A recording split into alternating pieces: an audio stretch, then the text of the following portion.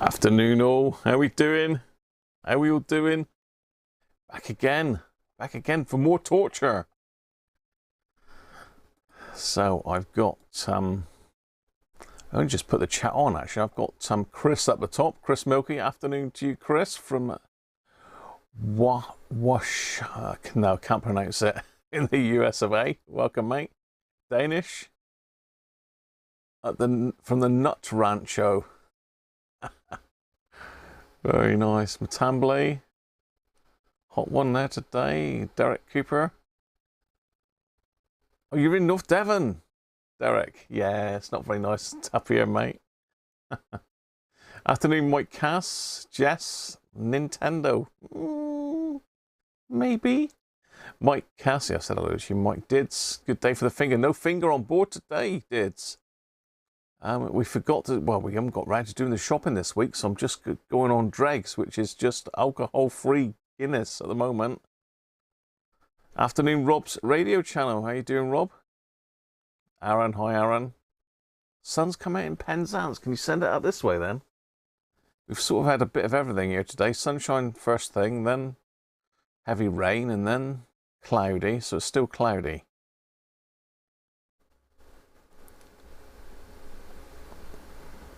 Cool and sunny there. Okay. Afternoon, Nick. No thunderstorms. You got the sun up there as well. It's like we're the only people that ain't got it at the moment. Still going down through. Yeah, Southern Europe is gone mental, isn't it? Really, really hot. There's a little bit of strange sort of shadow on me here today because I've managed to get this microscope sort of temporarily hooked up, shall we say. It's a bit precarious, to say the least. It's a monster. Danish, how you doing, Danish? You're Paul, Nick.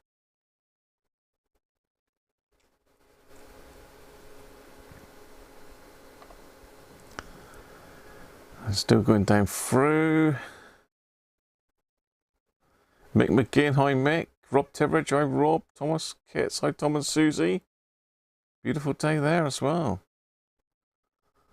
Danish native. Hang on, it's just done a big jump. How? We've got a big jump. Les is in. Afternoon, Les. Timothy, hi Timothy. Benji, hi Benji. Phil the Power Taylor, hi Phil. Christoph, Retro Tech. Simon's World, welcome Simon. Afternoon, Sandra, from a very rainy Scotland. And I did get Ben's email, Sandra, so I need to try and sort that for him. I just haven't had time at the moment. John Osborne, afternoon, John. Colin's in, hi Colin. Luigi, hi Luigi. I think I'm up with everyone. I think I'm up with everybody at long last. Right, okay. So it's been a bit of a crazy week for me. I've had the week off this week to paint the outside of the house was the plan. I spent most of it being rained on, so I haven't really been able to do any painting, but I've done a lot of prep. I've washed the walls down and lots of other problems that I've sorted out. But yeah, sadly, I've only just managed to paint some of the filling that I've done. So we've got rendering, so I've had to dig out all the cracks and fill it all. It's not looking great at the moment, to be fair, so I'm half a mind to rip it all out and start again on some of it, which I will do, because I'm a fussy git. David Tipton, hi David, how are you? Bob Anderson, hi Bob. Have you ever tried to replace a vintage tube radio with a broken power transformer? When you say broken, do you mean just broken apart, or open circuit, or short circuit? You basically got to get it rewound, Aaron, or find a donor set. I don't think you can get brand new transformers to fit a Evolve radio, because usually they've got funny filament windings. There's just no call for them these days. There may well be some specialist companies still making them, but you've really got to search for a spare chassis or get it rewound, Aaron, which is unfortunately fairly costly, but depends how valuable the radio is to you, really. So I had the transformer for that I had a transformer for that valve tester rewound, and that was 150 quid plus the postage. I think it would be cheaper for just a normal sort of 2-output transformer, but I'm really not sure. Hi Daniel, how are you? Raining. Anyway, the saga of which to do today. Did we do the Nintendo NES, Nintendo Entertainment System, or did we do the Hacker Autocrat? Well, let me just show you the bench a minute. So that I'm sure some of you will be able to tell you what that is, especially if I dangle that in the shot, and maybe that will be able to tell you what that is. Any guesses as to what this board is that's sat on my desk at the moment, on my bench? I haven't quite finished watching David's last video. Started watching it. It's on the Philips, isn't it? Yeah, lovely looking radio, that. I've got something similar in the loft to play with, I think, at some stage. So we've got lots more Volve radios in the wings, waiting to have an airing when I man up. So what do we think this is? I've got a bit of a lag on the video. I think I've set it for normal, what should we call it?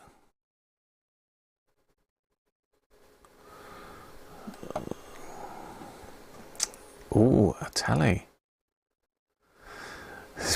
Yeah, you're right, Timothy. It's part of a telly. It's the guts of the telly. Video driver board. It's a complete board for a telly, less the picture tube. So this was going to be my test set for the Nintendo, but unfortunately, as you can see, it's in bits. It's actually in bits. Now, the plan was if I could get this thing working, then I would be able to have a go at repairing the Nintendo. I could hook it up to my capture card and all sorts of other weird and wonderful ideas, but to be fair, it would be a bit of a headache and it'd be messing up all my system here. So I've decided that I'm going to have to wait until this is finished in order to do the Nintendo. So we're not going to do the Nintendo today. I know a lot of you are pretty keen on TV, and myself and Les were up here playing with this yesterday for most of the afternoon, actually, well, into the early evening. And we've got various inputs on the back. We've got a mains input here, and this one has also got a 12-volt input. Now this telly I actually bought for my caravan back. I bought it brand new back in the early 2000s, I think. Early to mid 2000s to use in the caravan because it's got the 12-volt supply. So, you know, I've had it from brand new. It's not had a hard life. It's only been used occasionally or weekends. You know, it's a very low hour set, but I plugged it in the other day to test the Nintendo and it wouldn't work. Nothing at all. So Les come and had a look at it, and he said, yeah, it's something to do with the switch mode power supply, he thought, which is built onto the board in this. This is a complete board with the whole TV on the board. So we've got the power supply section is in here. And then we've got this HT nastiness over here and lots of bitey things inside. Anyway, Les was of the mind that the switch mode power supply wasn't starting up. He thought it might have been either one of the capacitors or a resistor.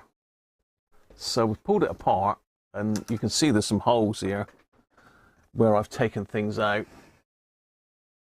One there, for example, and there's another hole with a bit of a burn mark there.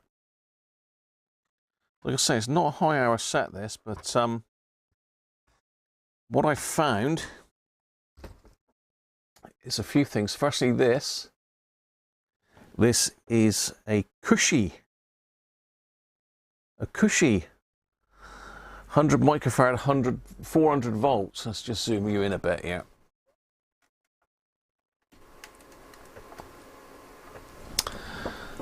Now if I stick this on the ESR meter, I don't know, it might have changed by now, but this has been not powered up for quite some time. I let the set discharge itself over the space of a week before I pulled it apart.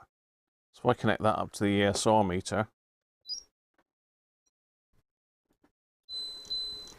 so it should be 100, so it's gone low. This is in the switching circuit, so it's quite a crucial cap, this one. So I'm not overly keen that it's gone low, and I haven't got any other 100 microfarad high voltage caps. So unfortunately, that one is going to have to wait until I can order one up. Well, I must order one today, actually. I should get it here probably Tuesday now. So that's that one. Now the next faulty item was this. So there was a bit of burning on the board, and lo and behold, this resistor has got pretty hot. Now, I'll try and show you this under the microscope in a minute if I can get the microscope to work. But is that zoomed in as far as I can get? Yeah, okay. So myself and Les were trying to work out what this resistor was, the value of it, because the bands are quite badly faded. I don't know what, I mean, myself and Les thought that was going to be red, yellow and black. I don't know, I mean, it was a toss-up between yellow or brown. And if I get my resistor calculatory thingy down here, we'll see if it's red, yellow and black. Works out at 24 ohms. And if it was brown,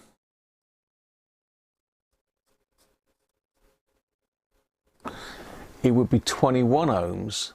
So we're still not 100% sure whether that is yellow or brown, that because this has got some cracks in it.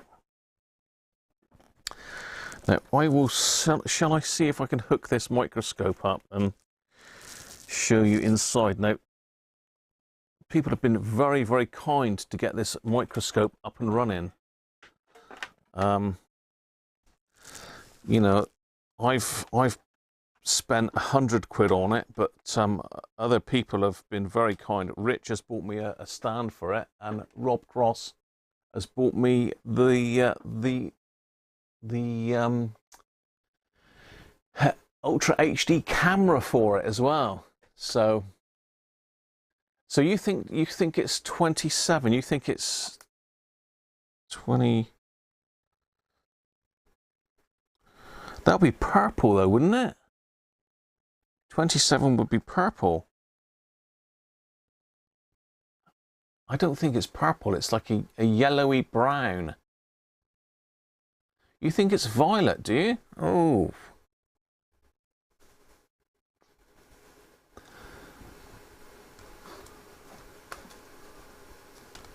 Really?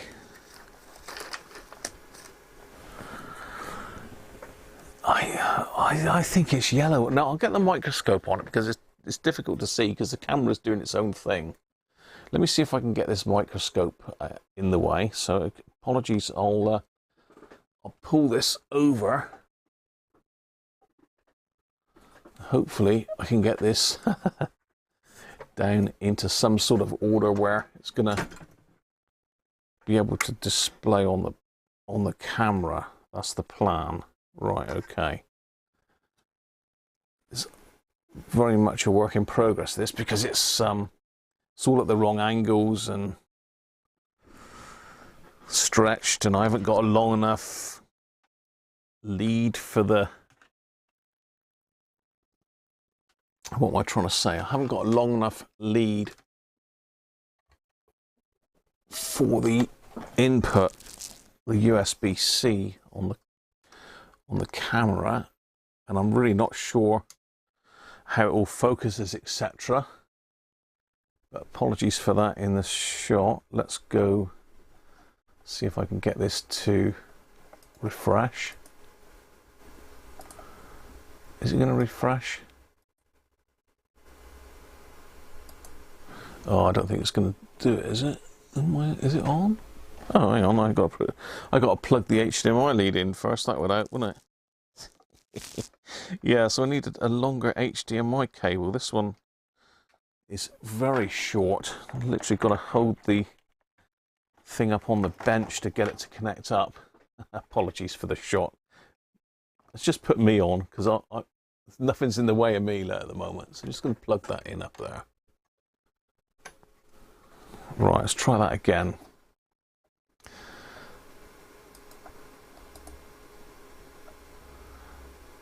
Okay, right, okay, I have got a picture. I've just got to try and focus it all first. Where's me resistor?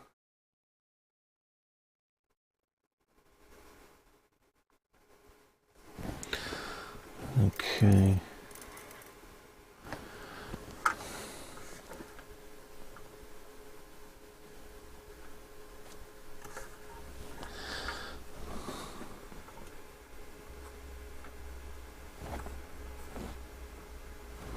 No, higher, higher.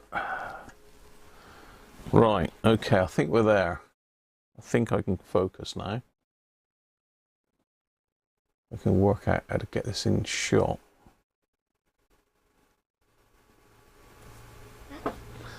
Let's find focus to that. I've got to go up a bit, down a bit.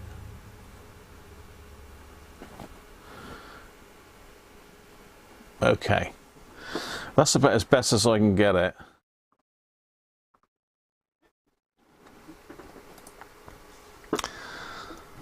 It's not particularly bright. The light I've got just doesn't seem to be quite there. But I would say that's not violet, is it? Or do you think it is violet? I mean, you guys are a lot more experienced than I am, especially looking at stuff like this with the TVs. Let me just see if I can get a bit more light over here.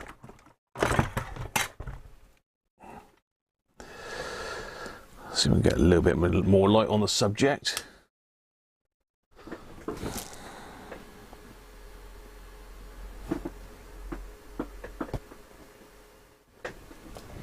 So do you still think that that is violet?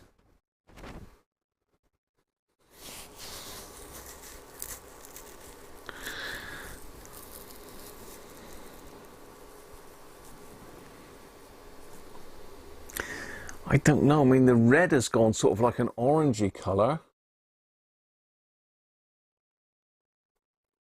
Hi, Gio, how are you?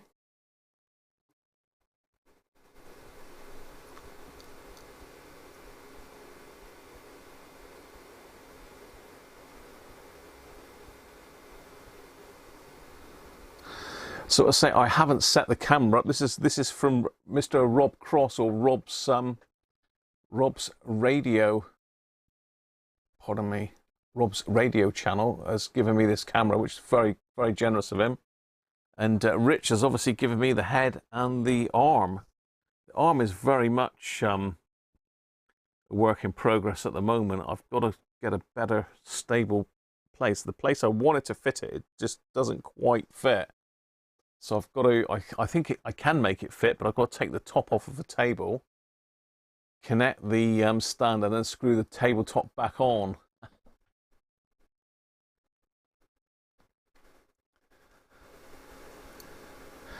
I'll show you that in a minute, John. It's way out, mate. Way, way out. You think it's 24 or 27 ohm, so you think it's going to be either violet or yellow. You don't think it's a faded brown?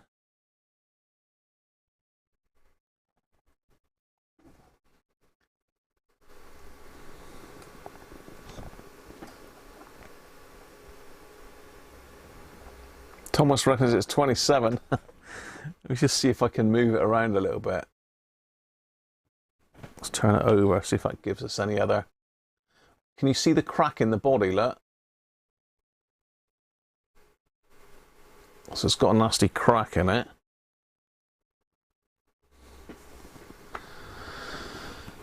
Yeah, I'll get that light down there as well, I might. Definitely focused, am I? Yeah, I didn't touch that. Thanks, Rob. You think 22?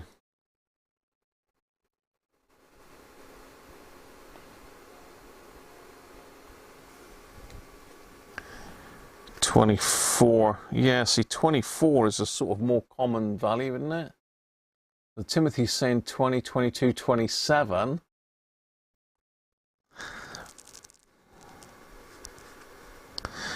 Yeah, I don't know about 23. Sandra thinks 24. I mean, I thought 24, but with as the colour faded, you know, you'd. So 21 ohm is not a common size. I mean, it's a 5%. It's got the gold band on it, which I believe denotes. I mean, look at the bottom, and that had that conductive glue on the bottom of that, which has corroded the base of it. But yeah, so it's got the gold band on it. And a nice crack up the side.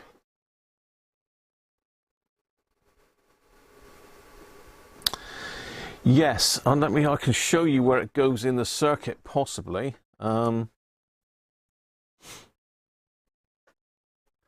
It basically goes to the base of the oscillator transistor, I believe. That's what Les seemed to think.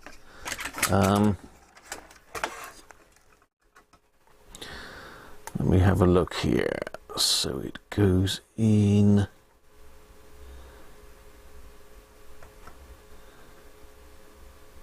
Oh no, it goes to the, well, from the collector. If I can get this in shot. This is maybe a step too far from my my microscoping skills at the moment. Just trying to see if I can find the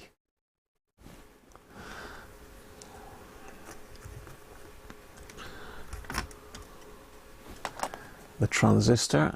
It's about there. Let's zoom out a bit and zoom in a bit. So we've got to go that way. No, wrong way. I've got to go up. As I say,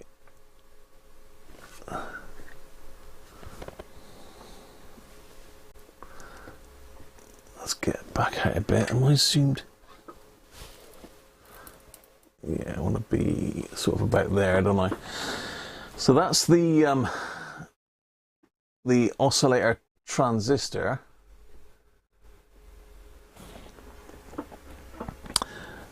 And the resistor went in there. So if I flip the board over,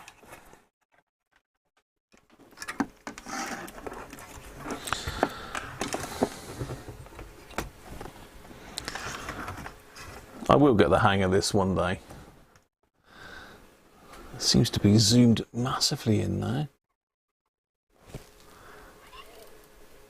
Yeah, I want to come back out, really.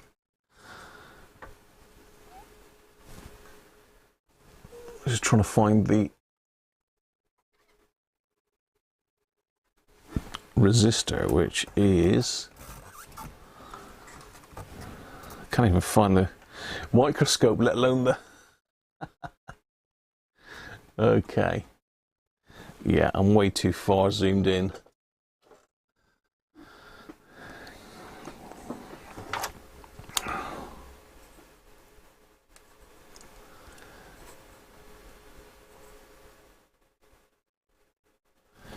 Way too zoomed in. I will get the hang of this, but it's going to take a while.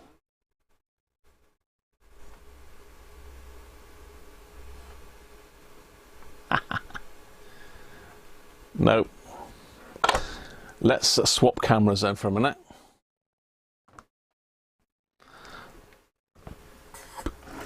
swap cameras while I try and sort that out.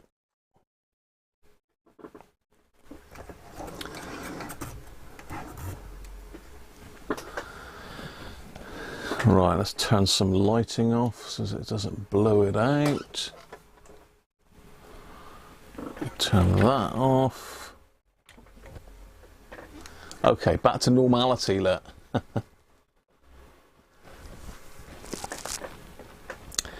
Right, where's my pointery tool?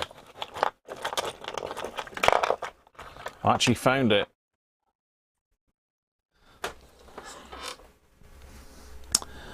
So the resistor went down here.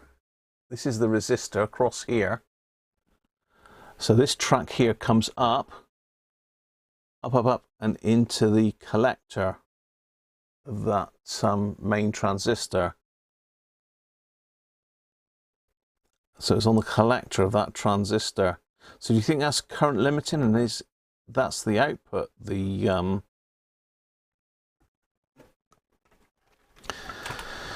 Let's flip the board back over.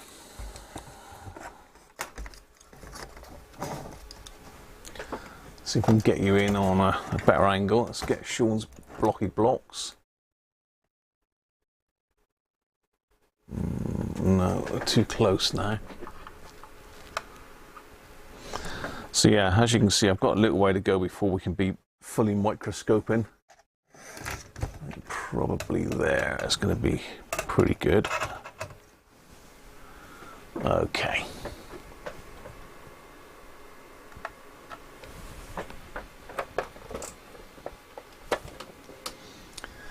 So yeah, the resistor went in here. So it comes along, feeds, and goes into the collector of this one. Now, I have not got a circuit. Me and Les spent ages and ages trying to find a circuit for it. So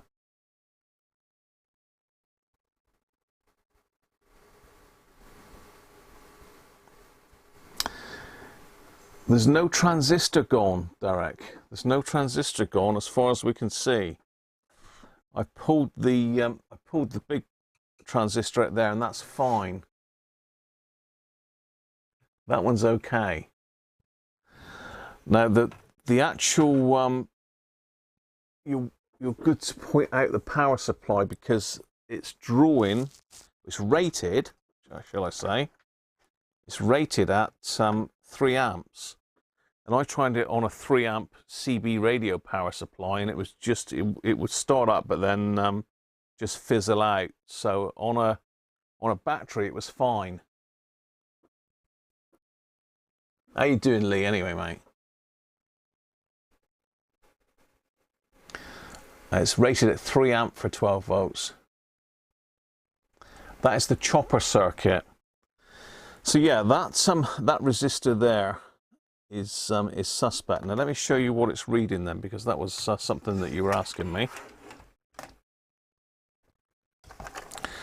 Let's put it on the LCR meter. It's a little bit more accurate. So we think it should be either 24. I think it should be 24 or 21. Someone said 27. This is ohms, yeah? So I connect it up.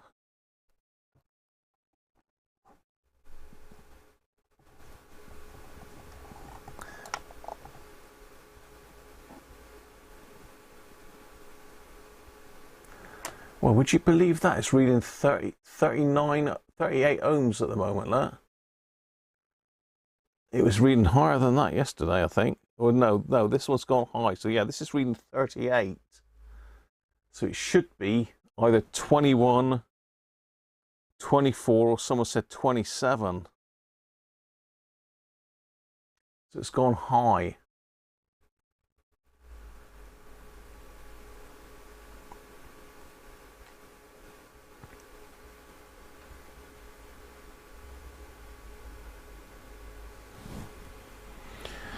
Red, brown, black, gold.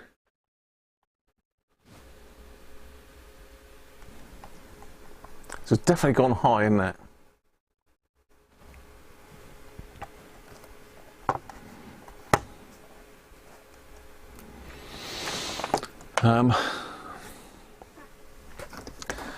So if we get the circuit back in, now there's another issue with the resistor. There's another one I pulled. Can you see if I come around this way? I'm trying to not get the glare on it. There's another resistor in here. Is it R505 in here?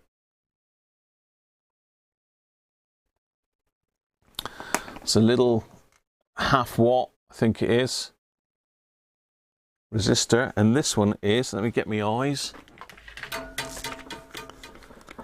This one is brown, grey and yellow. It's a brown, grey and yellow, yeah? And that was in this, and this is in series with another one of exactly the same value. And I believe that also goes to that transistor. Let's just verify that a minute on the board itself. Where's the other one? So that one is there. This one is here. Yeah. So this resistor goes to the base. This goes to the base of this. So where are we? We're just up a little bit on the camera. Up a bit, down a bit, left a bit. So this resistor sat in here. And this comes along and goes into the base of this main transistor, or the oscillator transistor, chopper transistor. So we've got one that's gone high, which goes to the collector, and this one goes to the base. So what do we think size it is? 180k? 180k, yeah? Mick refuses. Good afternoon, Mick. Could it be 39 ohm? It can't. Well, what were we saying? That could be orange, you think, then? Orange 39. No, that would be white 9. I wouldn't have thought that was white. Could it be orange? I don't know. It looks too red to be orange. It's just a little bit too dark. I don't know. It's a real... I just don't know. And apparently if this is wrong, then we're in all sorts of trouble. So that is really stumping me at the moment. Really stumping me. Anyway, this one, then what did we say it was? Brown, grey and yellow. So just do it on the old thing here. Brown, grey and yellow. So it's 18,000, hang on, yeah, 18,000 ohms, which is 180k. So it's 180k. So if we get that on the LCR meter, let's just get the board out of the way again.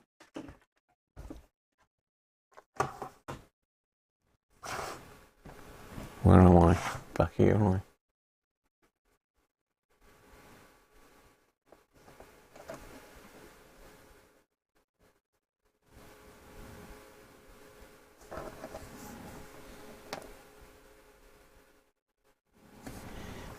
So 180k, yeah?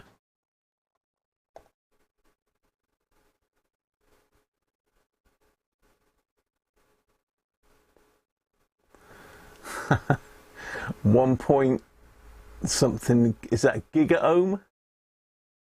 So yeah, that is absolutely shot to bits. Basically it's open circuit, isn't it? So I think that is the resistor that's killed it, but as I say, we just don't know on this one what the hell the colour is on it. Just don't know.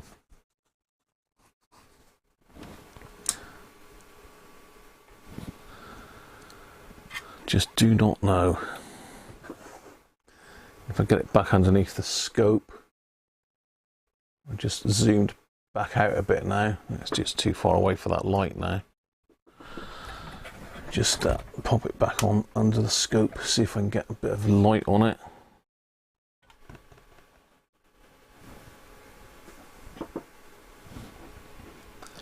Focus.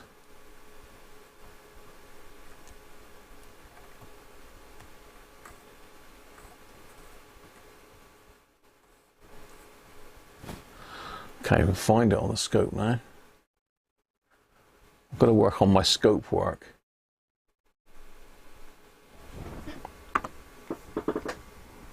Yeah. I just don't know. So we can get light in a bit closer on it.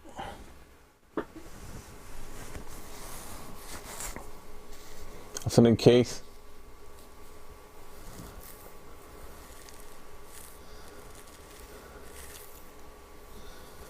Bratsky, spring, slightly up spring. Yeah, I don't know where the springs come from. I found that on the floor when I was doing a bit of clearing up.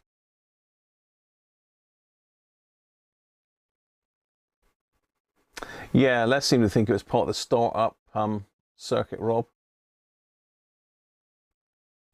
So Aaron's thinking dulled orange.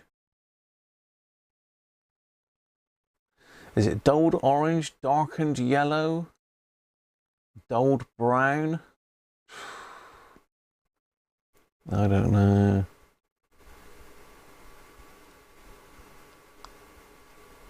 Fuchsia.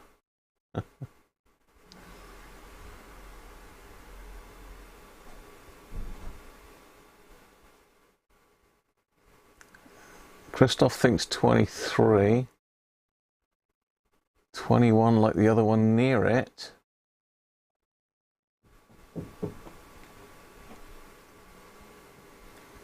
Orange, yellow, black. It's difficult to see because it's not daylight, but it could be orange, it could be white, but I really don't know. I mean, the only thing is to try and find a circuit for the board. You know, a circuit for the TV.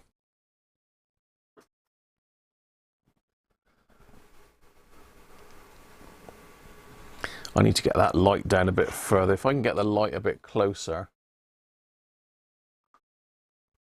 Let me just see if I can get this down a bit closer. And get the light on it a bit better.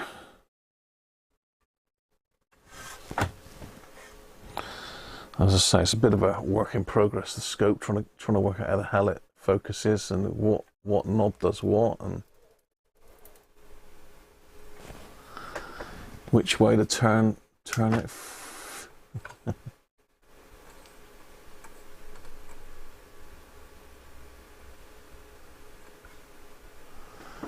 Okay, that's a bit close.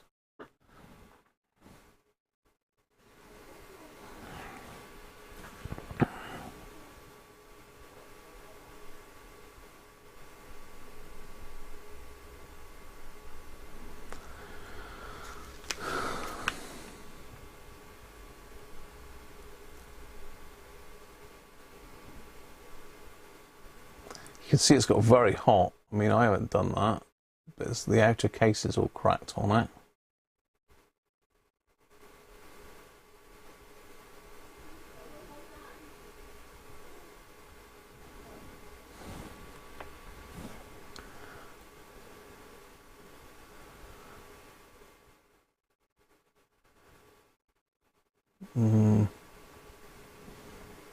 What do you think?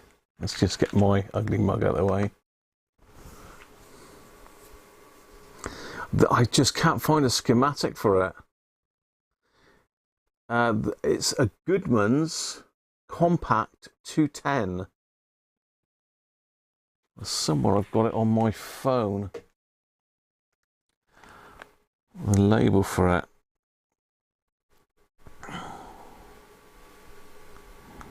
I know there's a lot of you guys that did tele repairs back in the day. I know Rob Titheridge did, certainly Les.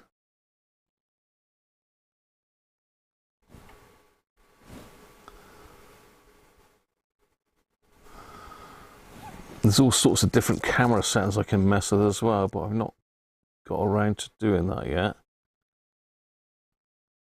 That's about as much light as I can throw on it. Yeah, I've tried that, Ben. You can see where I've just scraped it a little bit. It just gets lighter.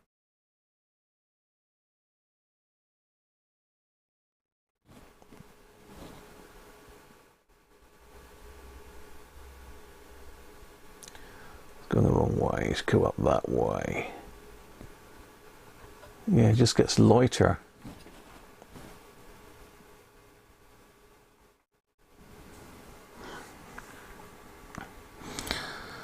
Just try and get you the model number there, Christoph. Just need to go into my gallery on my phone. I don't know if this will show up under the microscope, but it might be a bit too light for it. Yeah, you can't see that.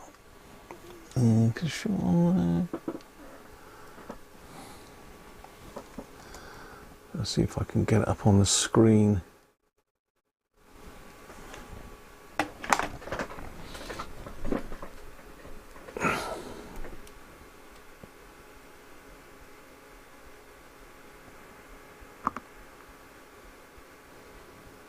So this is a label on the back of the telly, look. So it's a Goodman's, a Goodman's Compact 210.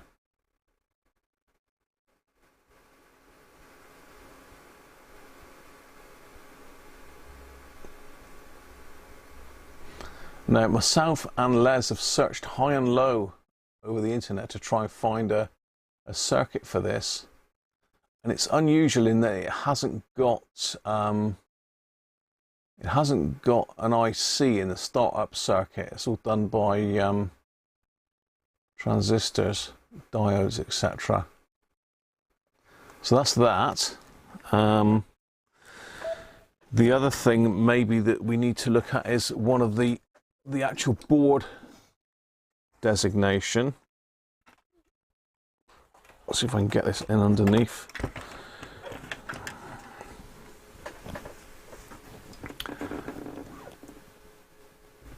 So, where are we?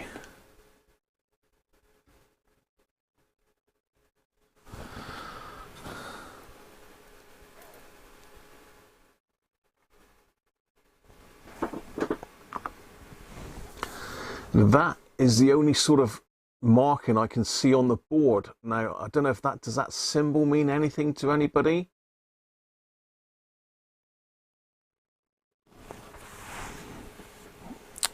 So, apologies, I'm zoomed in a bit close really, but yeah, does that symbol mean anything to anybody that's is or was in the TV trade that might know?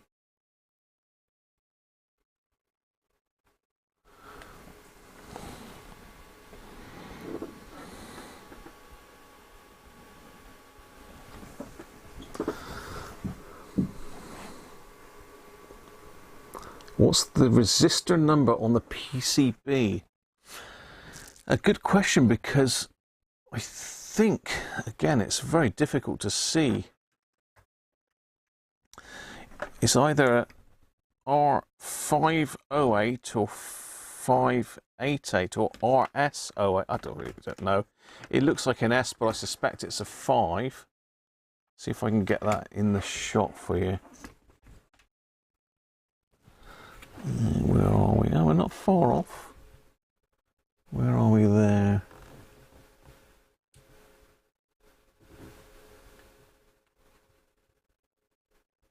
There. That's the resistor number. I mean, that looks like an S to me.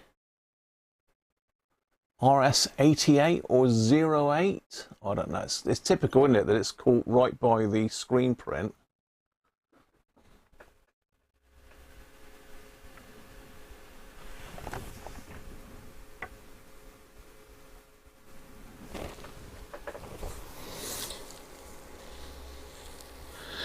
There's a lot of Phillips chips on it, Benji.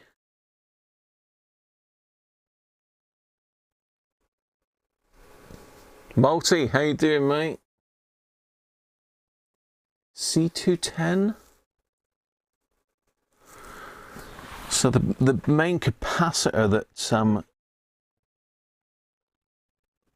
that was dodgy, if I can get it. I'll tell you what, those neighbours' dogs are a pain in the backside.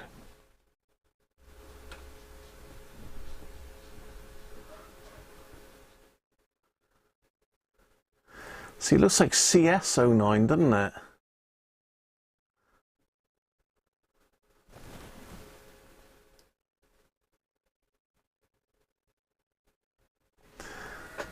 CS09, the resistor. See, I thought it was a 5, but it's definitely an S, isn't it?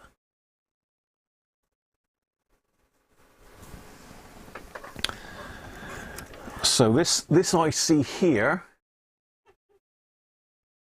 is Mitsubishi. If I can get it in shot.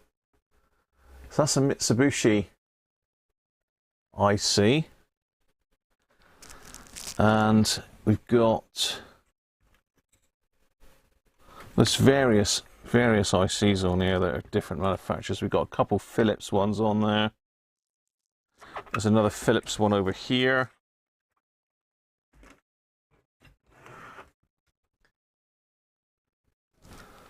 I'm zoomed in way too close, but where are we now? We're going that way we need to be. Sorry about this rubbish camera work, but I'll get the hang of it one day. C101, so we want to go that way and that way a bit, maybe.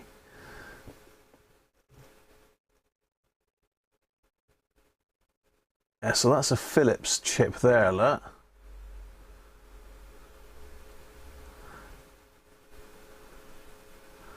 HC4053N. Sorry about this. I'm sure it'll zoom back out a bit, but we'll lose the focus then.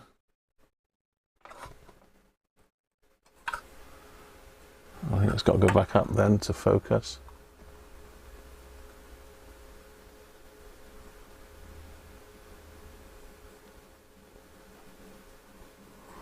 Right.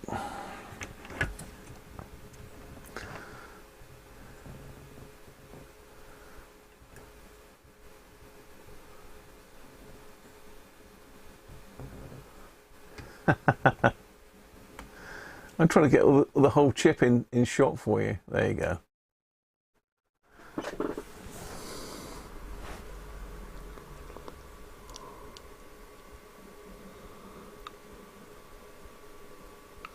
It could be Timothy, yeah.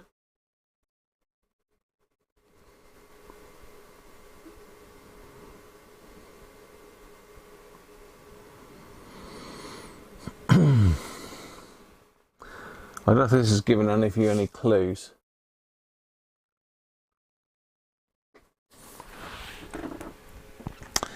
Trying to think if there's anything else significant on the board that may give you any ideas. I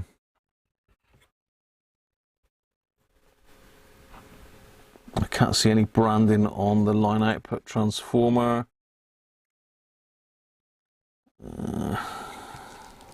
As I say, there's an IC in here. Where am I? Yeah, there's another IC here.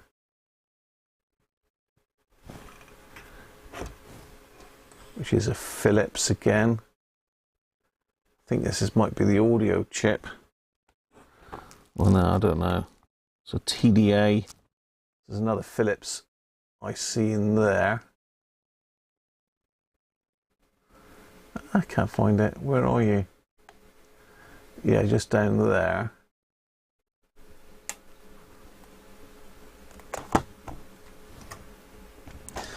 I can't sort of get the right angle for that, I don't think.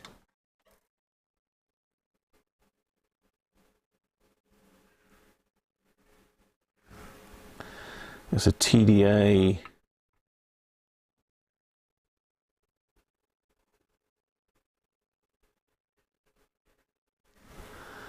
I can't quite get the angle of the light on that. stuck in behind a capacitor there.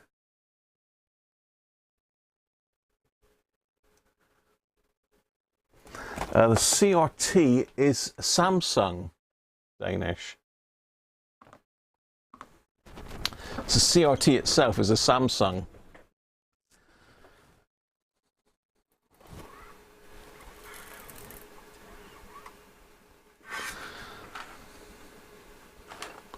Yeah, I've got to get to grips with all this Barlow lens business. I don't think I've got the right Barlow lens on this. I really don't know what I'm up to here.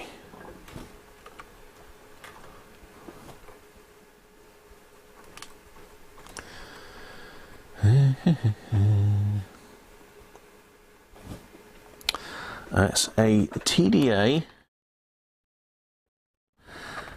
Let me just give you the number on that, Mick. It's a TDA 3653B. TDA 3653B. Now there's another IC down there which is an LA 7910, so that's probably audio, is it? LA 7910. I don't know, there's no manufacturer's mark on that. I believe there's another Philips IC lurking underneath there. So we've got a Mitsubishi chip there. And we've got a Toshiba. The oscillator transistor, the chopper transistor is a Toshiba. We got NEC transistor. We got another Toshiba transistor. And so we've got a couple Philips chips. It's a bit of a mismatch, mishmash of everything, isn't it? So the neck connector is Hosiden from Japan.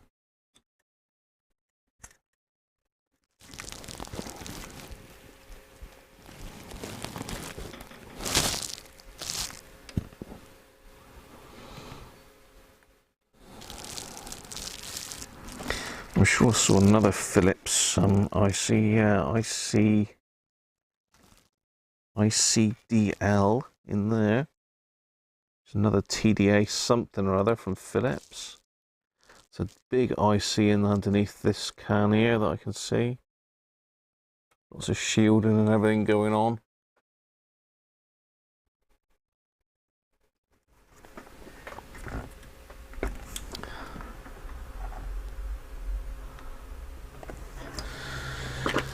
Yeah, it's let's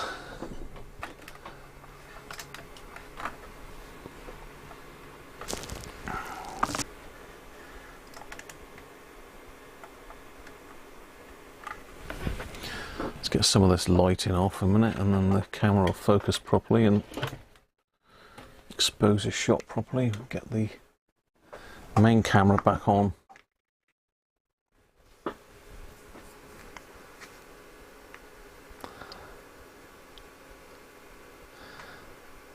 LA7910 TV tuner band selector. Vertical deflection chip. Thanks, Ben.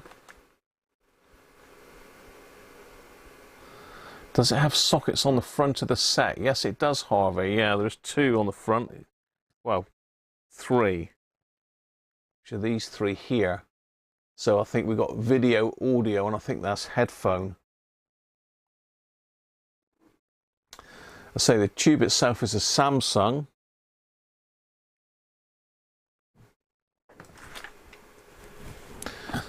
Let's just unplug that camera for now because it's really straining the connections there.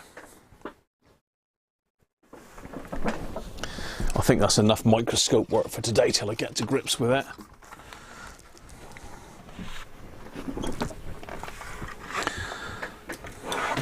So for you tube lovers, this is the tube.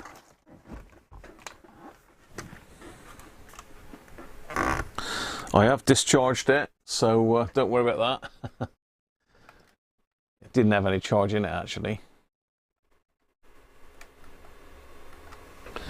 So that's the tube.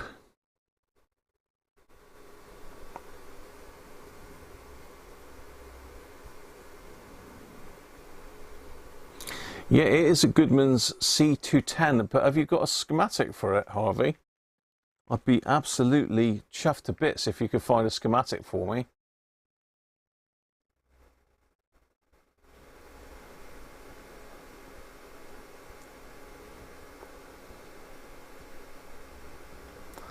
I showed another similar resistor that was brown, red, black, gold. Could that be the same as the burnt one? But would Samsung have marketed it under a Goodman's name, Danish?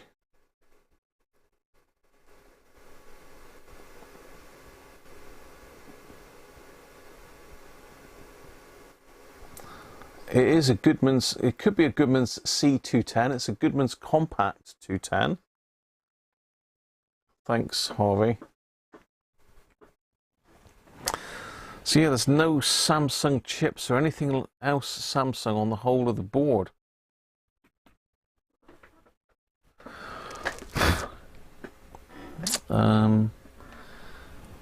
Nothing up there that would give it any clue.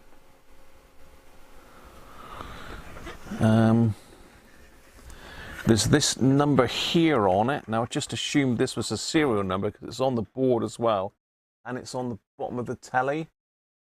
So that number there is on the board and the bottom of the telly, so I just assumed that was a serial number.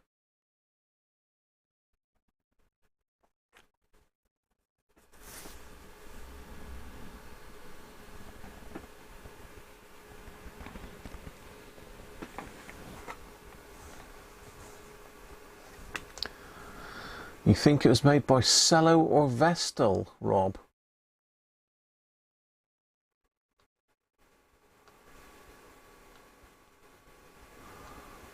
Samsung made millions of CRT-based TVs.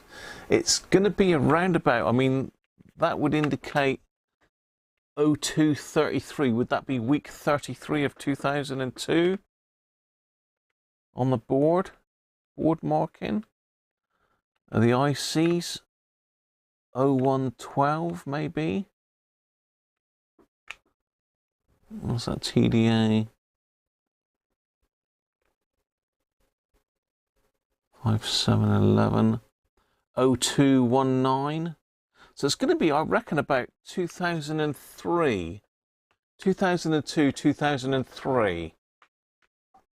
There's the date on it.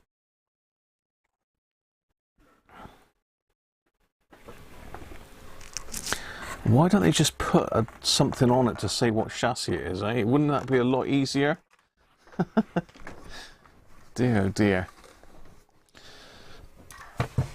So yeah, I don't profess to know a single thing about tellies. I've never even looked into how they work. So, you know, I'm ignorant as far as TVs are concerned. I know nothing. I don't know a lot about anything really, but TVs I know even less about. And microscopes I know little about.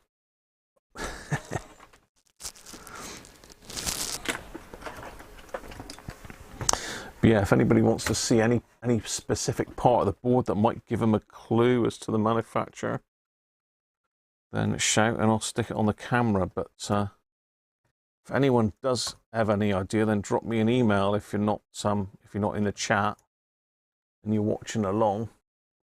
So you can see the area where the problem lies. So we've got this capacitor that's gone low. We've got a resistor that's pretty much gone open circuit just in beside it there. And then we've got this other resistor here that has gone high, potentially, but we don't really know what the value of it is. Yeah, that's frustrating though. We did mention about this is the other resistor that's very close to it, and that is red, brown, black.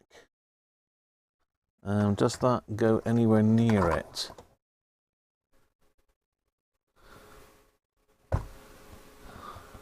No, it doesn't appear to be connected to the same thing. Yeah, I think you were looking at that one there, weren't you? Someone was saying that, was it the same one? And where's my other one gone? Where's the nasty gone? It's probably done a runner now, it's got disgusted and run away. Yeah. So that's the other one.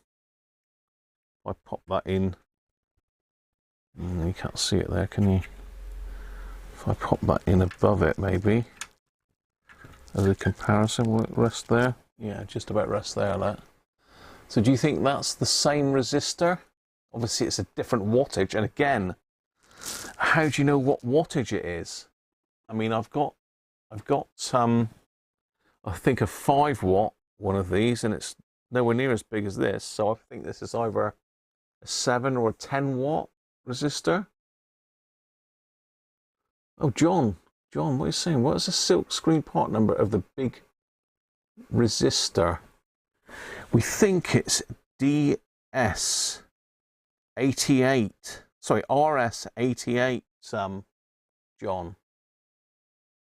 Hi, Ralph, how are you? It's colour, Gier.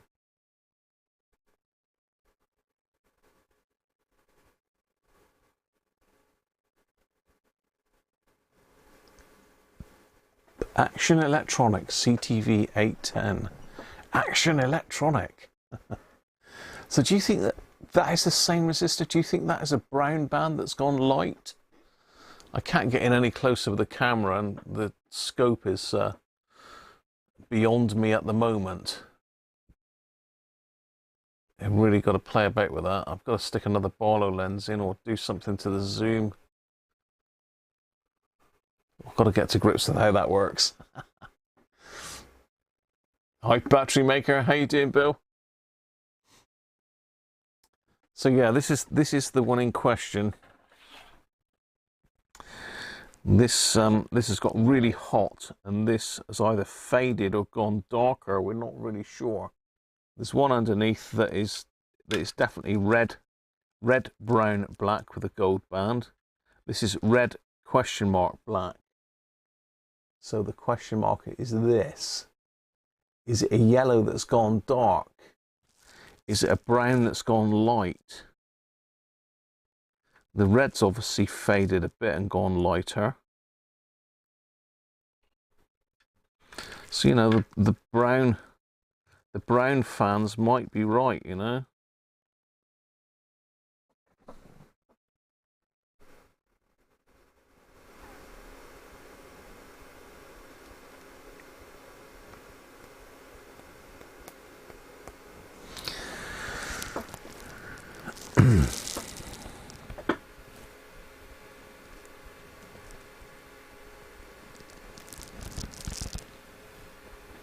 Be great if somebody could find a schematic for it. That would be absolutely fantastic. That's the only reason we need it. It's just for that one resistor, and it's a high wattage resistor, and it's right in the main switch in supply. It's got to be right, otherwise I don't think it's going to be any good, unless it could potentially pop the chopper transistor. And he said I could end up having to change it all if I do that, so it's really got to be pretty close.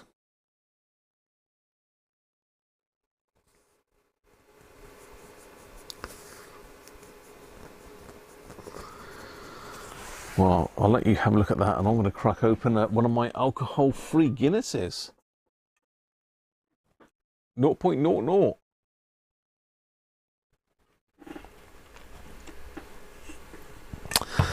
I wonder if I could get the webcam in any closer than that. I wonder if that would give us a better picture. Possibly not.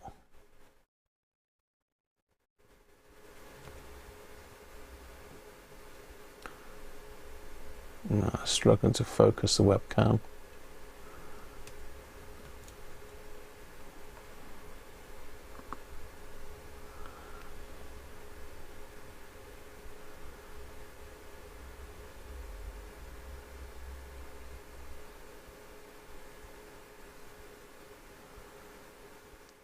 It's about as close as I can get it. It's hunting a bit, isn't it?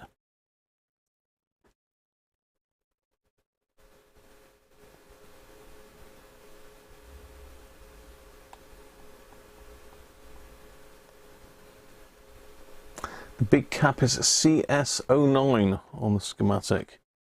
Yeah, that is the same here. That's CS09, look.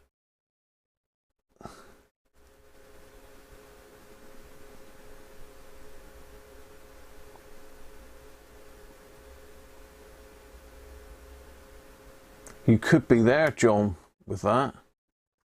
Whoop. Yeah, you could be there. That is definitely CS09.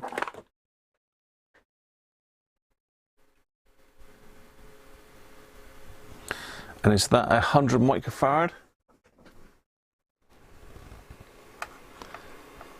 Yeah, it's in behind the resistors, the cap.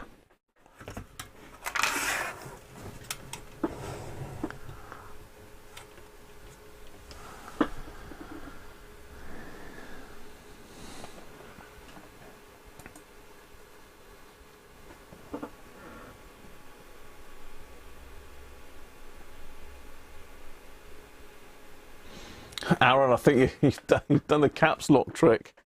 You've cap locked yourself out.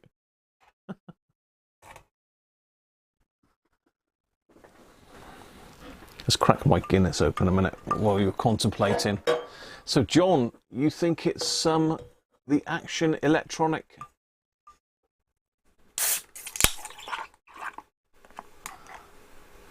But it's got to be red, that first band. Red is 2, not 3.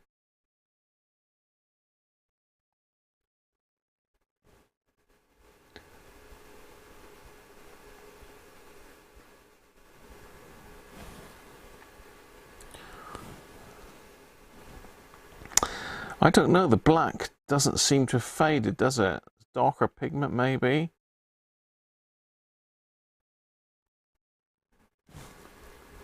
And a brown wouldn't quite go quite as light as that, would it? Stick a blow lamp on one, I suppose, couldn't I?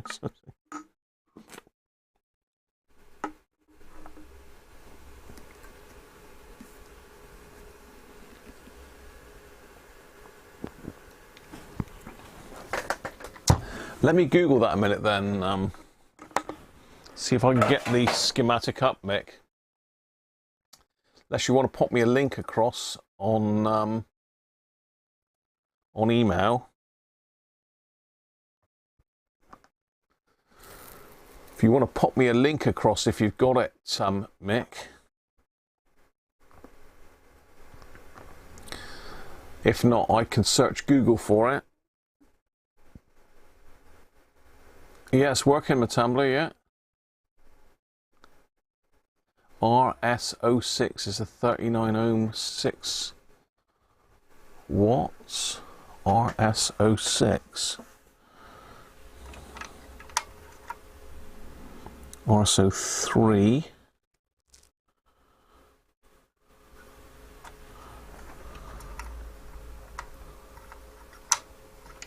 Let's try and look at the other ones. RS27. RS27 is this one here, which is red, brown, black. It could be RS86, I suppose.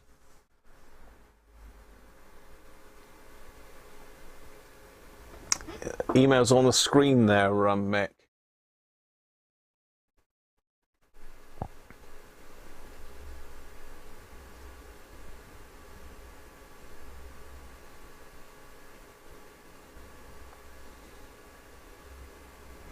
All right, Aaron, well done. Which PCB do you think it is, Aaron? You think it's this 1099 chassis Action CRT tube Samsung Sinudyne model?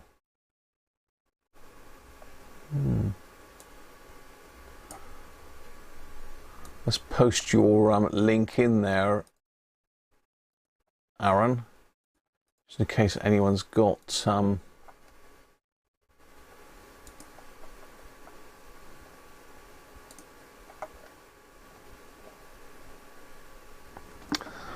Thank you, Mick. I'll have a look then a minute.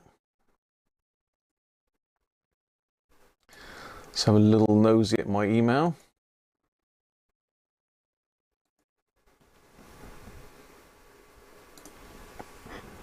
Let's have a little slurp of that a minute while I'm on.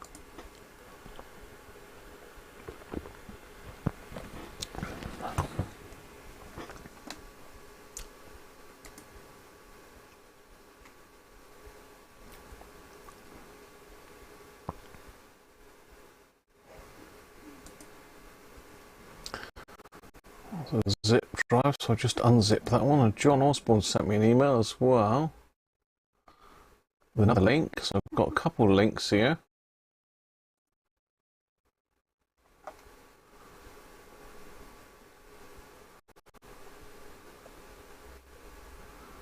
Preview.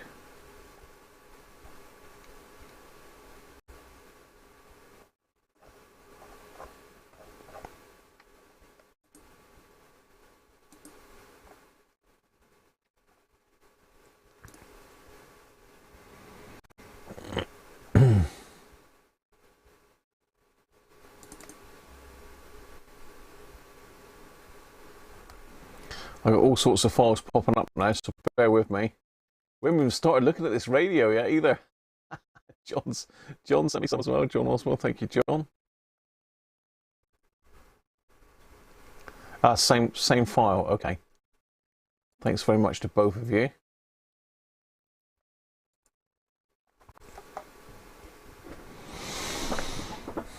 Okay, what have we got here then? We got a PDF, 2 halves.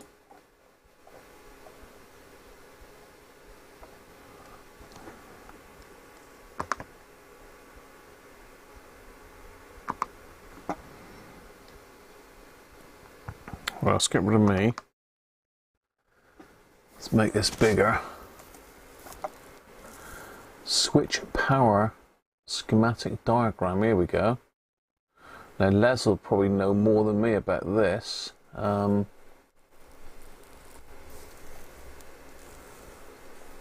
Yeah, we haven't got those two 200 volts. We've got 100 at 400 volts.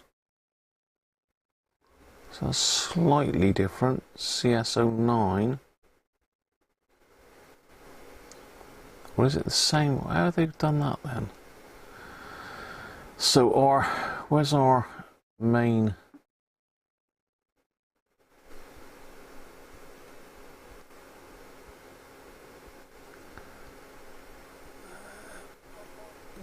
QSO38550C. Just zoom in a little bit closer so you can see it. So I'm really looking, I'm not really interested in this stuff here, I'm looking at after the bridge rectifier.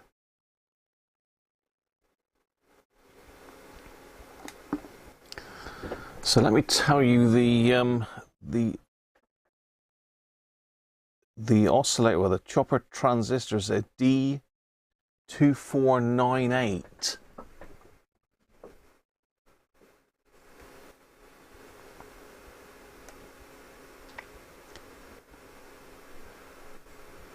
A D2498. And so you've got our two 180Ks there, that half watt.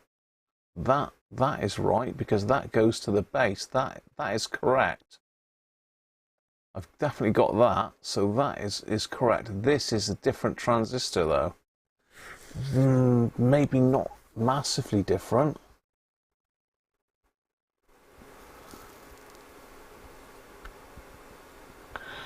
And we said that the other one was on the collector, didn't we? Which is this one here. But that's only shown as 1 watt. No, hang on, the collector's here. Sorry. RS06, 39 at 6 watts. Yeah, you could be onto something there. I think we've got a slightly different transistor there, but it's very, very similar. This one here is definitely on the collector. It's got a big exclamation mark on there. What does that mean?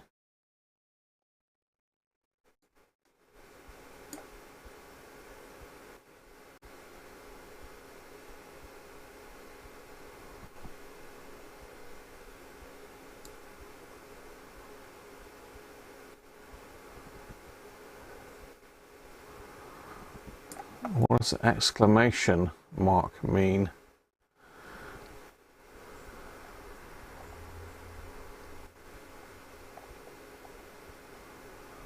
Okay, there's another part of the circuit here. This is the other half.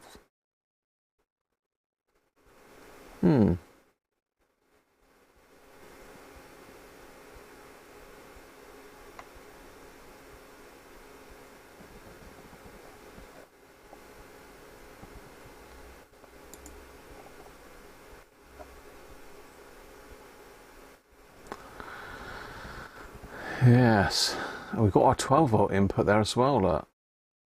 This is what we couldn't work out, where the 12 volt was coming from. I think this is as close as we're going to get. Now I've got some of these other little transistors. I've got another 3. We're showing another 3 in circuit. These. So 945, 945K and an 8550C. Let's see if I can see any numbers on these other 3 that are in that circuit.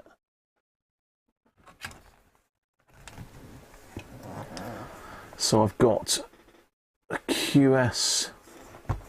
Hang on, let's get off. QS04. I can see that on the board. The QS04 is at C945, which works. QS03. Where's that to? I can't see that because it's right on the heat sink. And the other one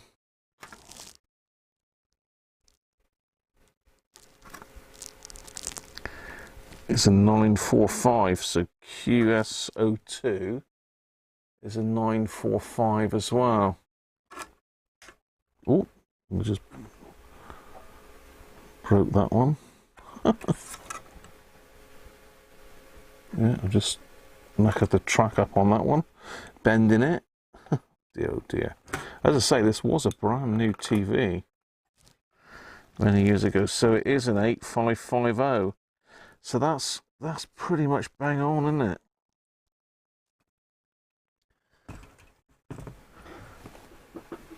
So this one here says it's a 39 ohms at 6 watts. So what's the color code for 39 ohms then? So orange, white, and black. Could that be orange and white then that's gone horribly wrong?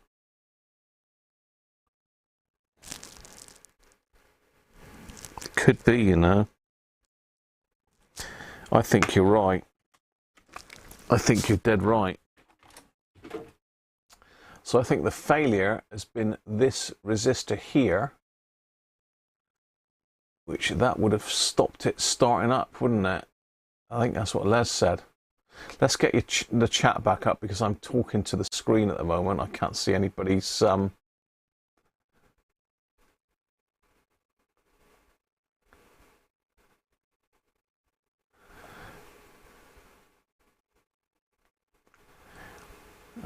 guessing it's not the Autocrat. Not yet, Bill.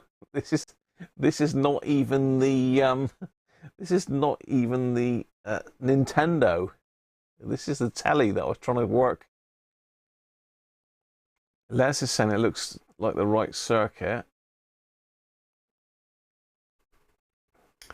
The big exclamation mark means don't screw it up.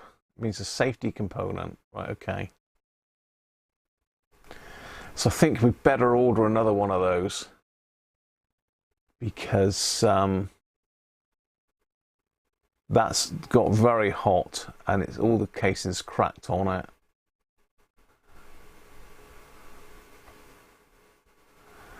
What is your transistor? It is, I did say it is a 2498. D2498, so I think it's a 2SD 2498, probably exactly the same transistor thereabouts, I expect, is it? They may have just changed that for a slightly different one. And that is QSO1.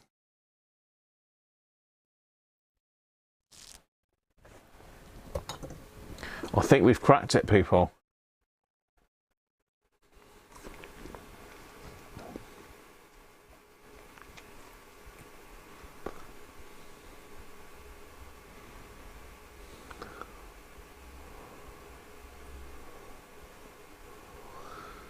Yeah. Orange and white. Stick some new resistors in. Yeah, I think that's... Yeah, a good point, Bill. What's caused that resistor to go, do you think? As I say, it's not a high mileage telly, and it's not done a lot of work. This one's measuring fine, but this one's been taken out. Les says it's probably best to replace both of those, even though that one's fine.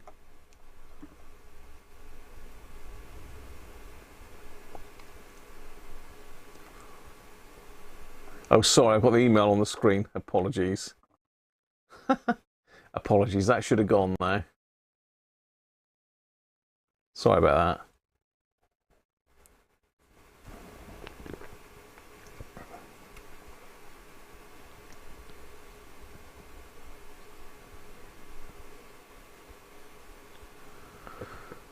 $39 ohms, yeah. The same brilliant stuff, Mick. Thank you very much. Yeah, well done, everybody, getting to the bottom of that for me. I mean, the only other question mark is what's this all about up here? Why have we only got 100 at 400 volts? I mean, maybe this part of the circuit's missing. Maybe they've cut corners on that. What's the part numbers there? RS02 and RS021. I don't know whether the -1 means... Yeah, it's the same part number, isn't it? Which seems very strange. RS02. Yes, you can see an RS02 there. There's only one RS02, not two.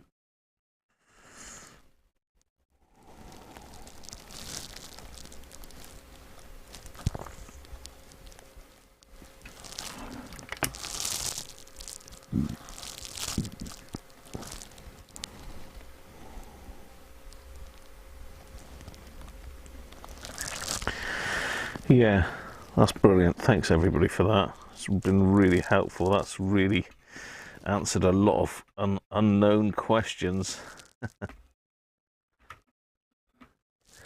So how about that? Anyway, that's so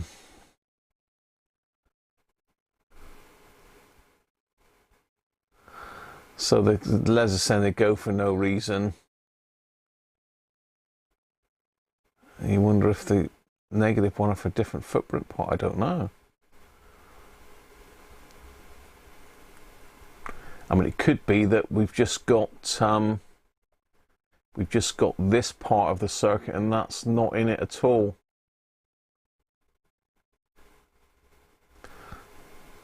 Maybe that's just a bit of extra smoothing, perhaps. RS02 is split with two caps to balance. Yeah, but we've only got the one cap, Mick, haven't we, in this particular set? Yeah, thanks very much, Aaron, Mick, John, everyone else that's contributed, and Les. Yeah, could be. Could be Matamli. Well, there we are. We got to the bottom of it at long last, and thanks very much, everybody, for helping with that. As I say, this is all the those little resistors are down here. That you can see it that way. That's those three, not resistors. Where's the goat gone? He's over there hiding. Transistors even. I've managed to break that one off the pad at the bottom, so I need to solder that one back. In fact, I'll do that one while I think of it, because I don't want to forget to do that when I put it back together.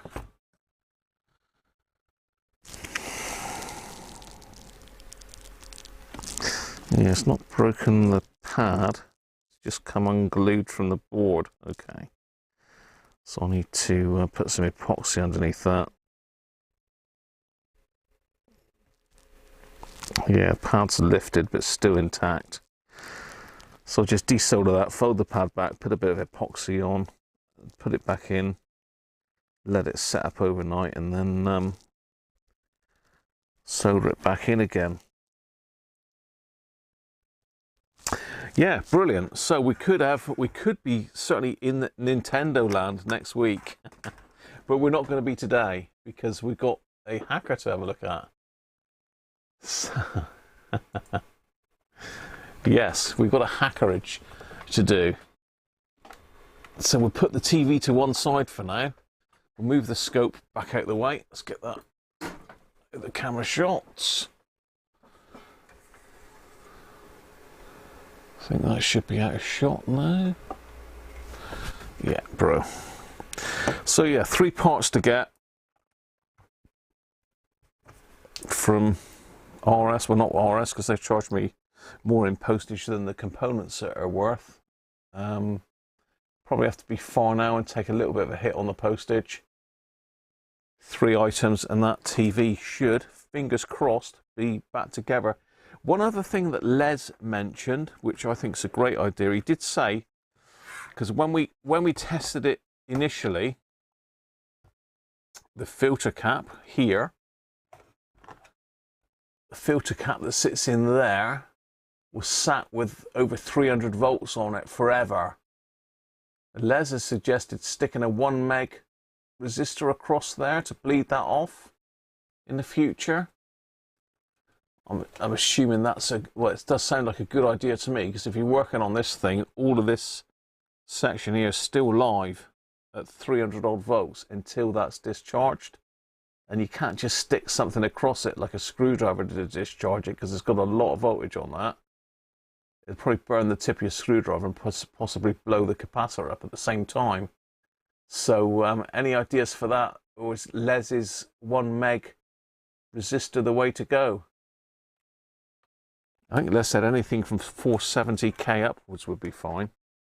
So yeah, I'll happily know your thoughts on that as well. Right. You worked on the model number. Yeah, you definitely did. You crashed a laptop. Oh dear, sorry about that, Harvey. We did find it in the end. We did find it. Did you see the schematic, Harvey, or do you want me to pop it up on screen again?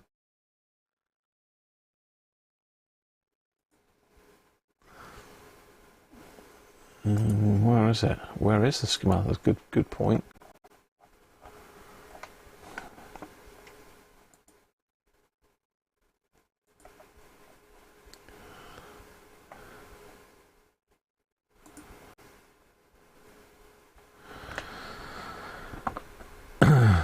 That was it, Harvey. Action Electronic CTV 810. 10-inch. And that was the circuit we were looking at, for anyone that wants to screen grab it. A bit bigger.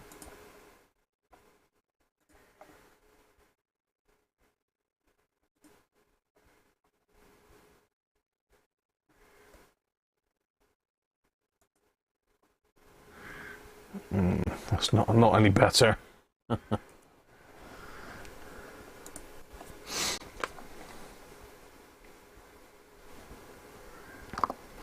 Anyway, let's get on to it.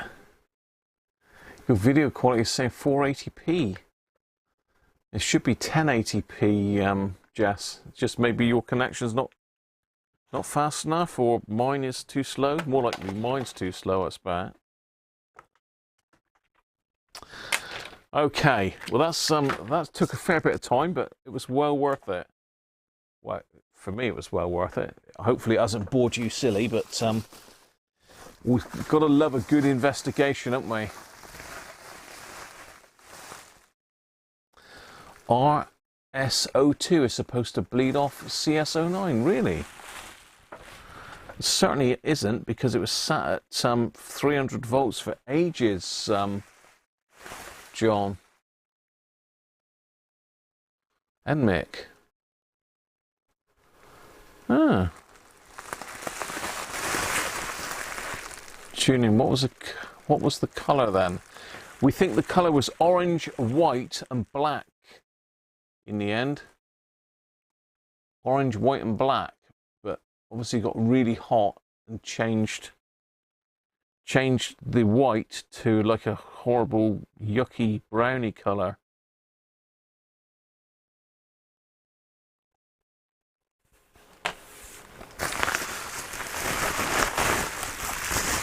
Blame the cat.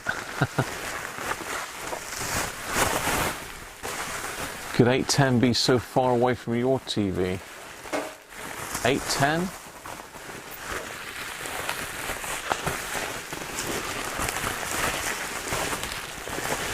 I know, it says 210 in it, but... So this is what you've all been waiting for. I think the majority of people wanted to see the Hacker rather than the Nintendo. So here it is. Did David disappear? Apologies if you did disappear, David, and I missed you going.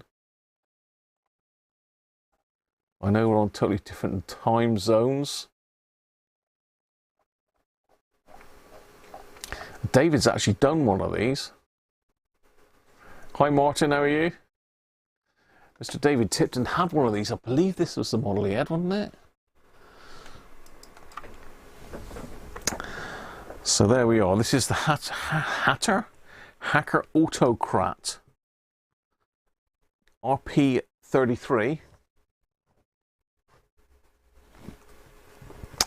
It's Autocrat because I believe back in the day it was designed to sort of sit on the dashboard of a car, sort of like that. Use it in the car. Got a speaker on top. No, that's not a speaker. Speaker's on there. And we've got an auto button here which switches out the ferrite rod antenna. So that switches out the ferrite. Now, this one is not looking in too bad condition. We've got some leather cloth missing off the handle. And it looks like someone's added a power socket into the side. Chipped away some of the veneer, sadly, but I believe these... Are these veneer or are they solid? They're solid. So it's chipped away a bit of the timber there. But obviously it's better than spending on batteries, I suppose. But so this is medium wave, long wave only. So we've got no FM on this, no shortwave, nothing like that.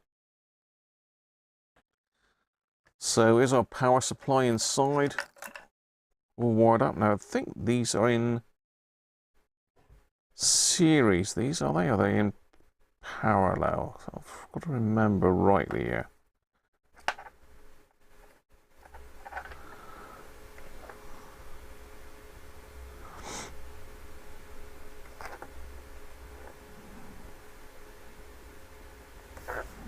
No, they're in series. It is an 18-volt radio, isn't it?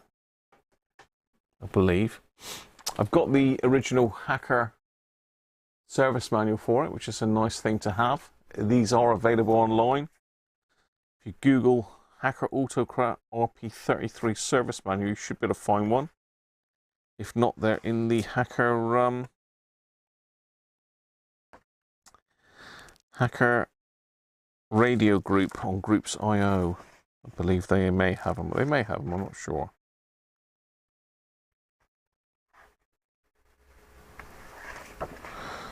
No, let's just have a look at the patches. Some of these are weird.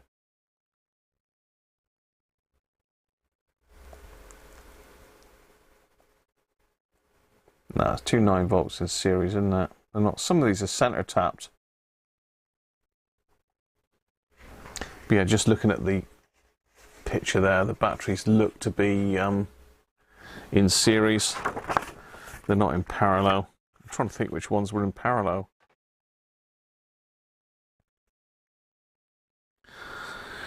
So let's get the info from the owner then. So this is coming from Roy. Roy's been very good to us in the past. He's given us a couple radios for spares. I believe I gave one of Roy's radios away as well that I fixed. So he wants me to just do the bare minimum so as he can use it. So just get it going, yeah?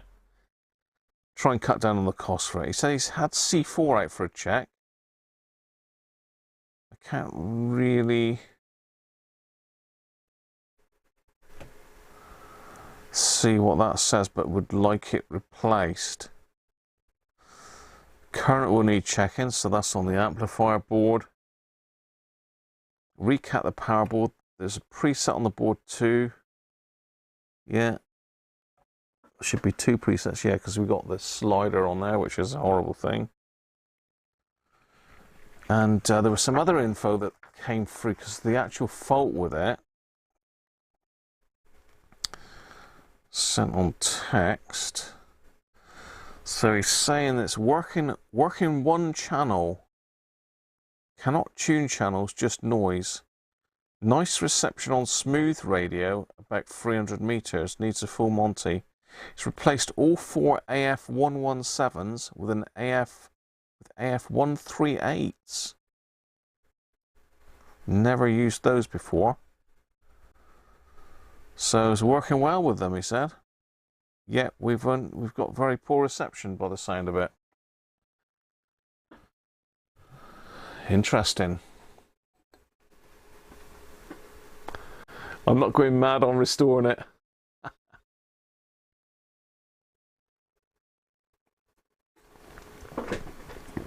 I believe it is teak, this, and it's solid teak as well. We've actually got a date inside, look. I don't know if you can see that. So we can definitely date this one.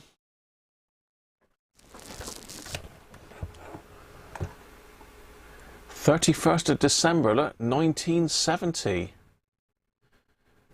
New Year's Eve. They were working on New Year's Eve, 1970. Oh, they certainly know how to work their staff, didn't they?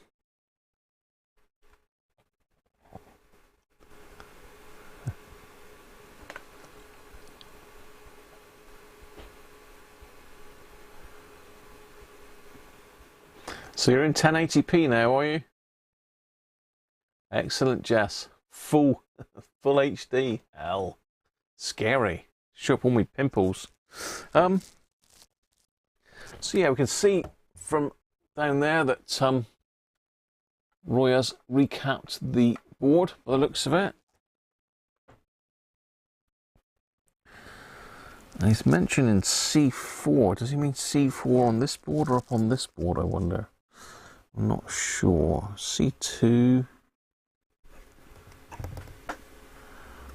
So yeah, he's replaced the caps there.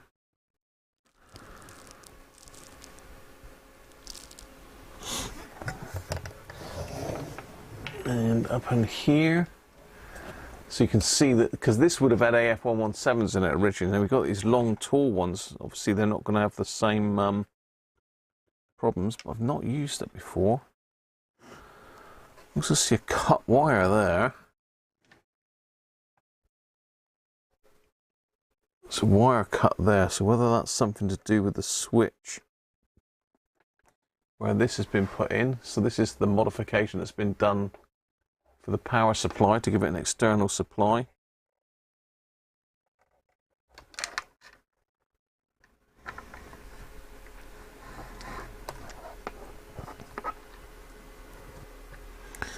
Yeah, I'll have to pull it out and see what C4 is, but let's power it up first.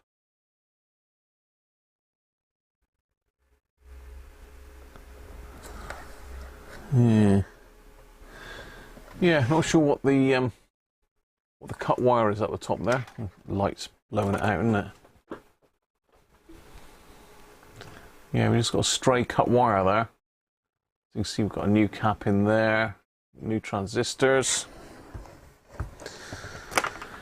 Going to be interesting. Let's zoom back out and get it powered up and see what's occurring. You just turned 4 when that was built.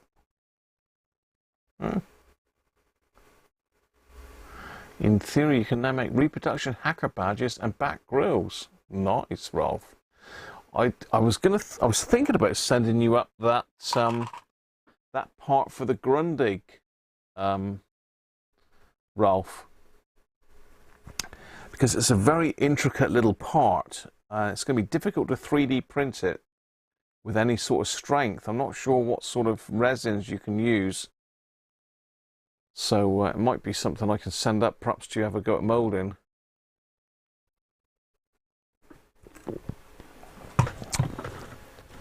So December 1970, I would have been 6 years old. 6 years and nearly 2 months when this was made. Thanks Tron Music for subscribing, mate. Good to have you on board. Right, let's get some normality going in here. I say it's great to have a look at that old telly. I mean, I've got a monitor as well that needs looking at. Really, it's got a weird thing going on with the screen. It's got like a green tinge up in the corner. Les has been up with these degaussing thingy bob and moved it around a little bit, but it still comes back.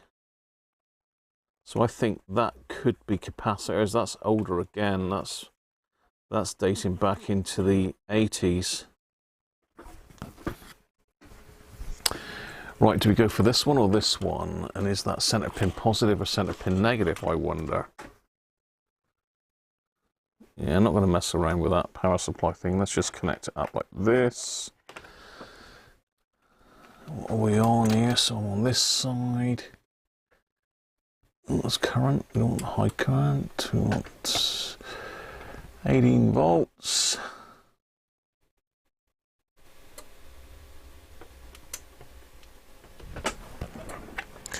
Set the current limit down.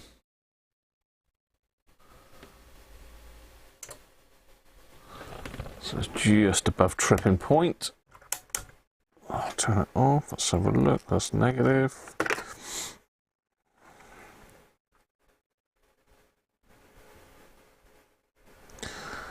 And that'll be the positive.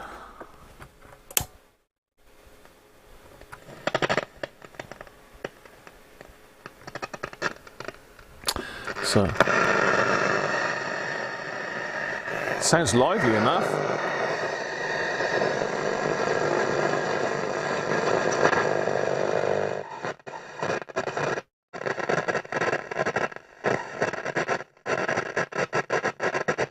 We've got a scratchy.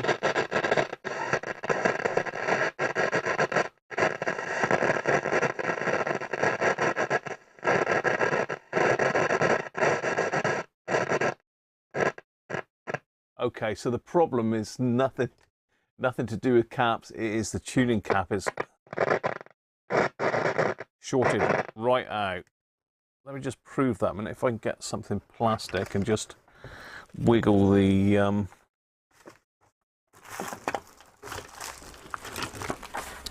what do I do with my little poking tool down there?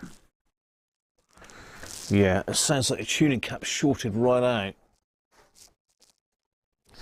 So if I just mess with the vanes a little bit.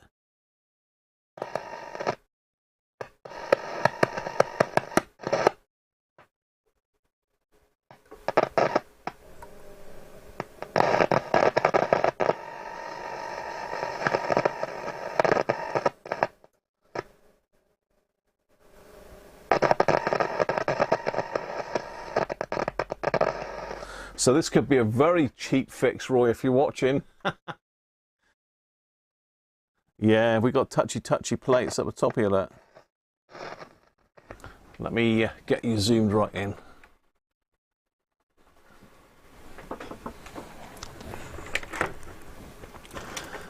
Can you see the tuning cap there, look?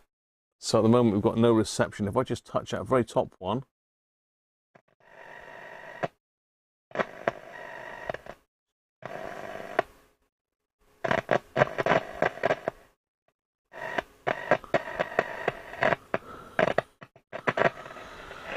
so let's just give that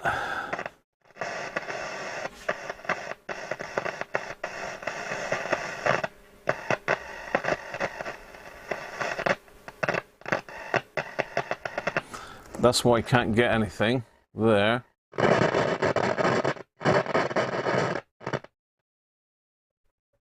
It's totally dead there, down the other end of the scale.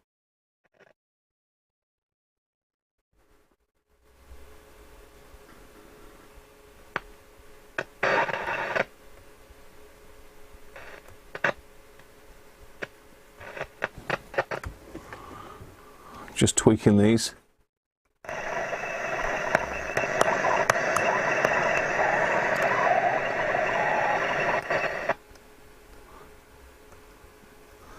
Okay, I think we're going to need to pop it out to find out why, because it seems to be reacting.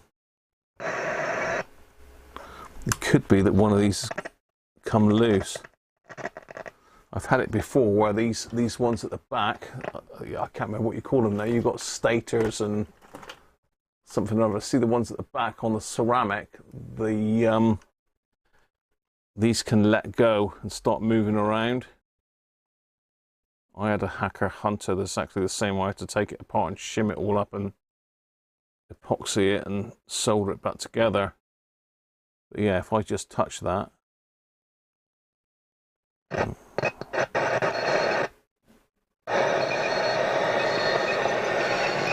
So yeah, tuning cap. Greetings, Murat, how are you? Murat or Murat? I'm not sure how you pronounce it.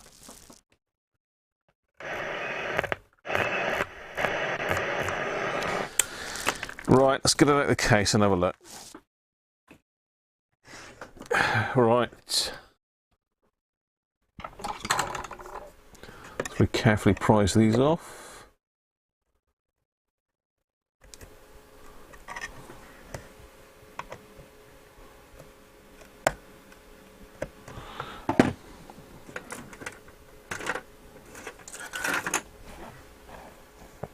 Stator. A rotor is a mover and the stator is a static. So it's the rotors that are, no, it's the stators that come undone.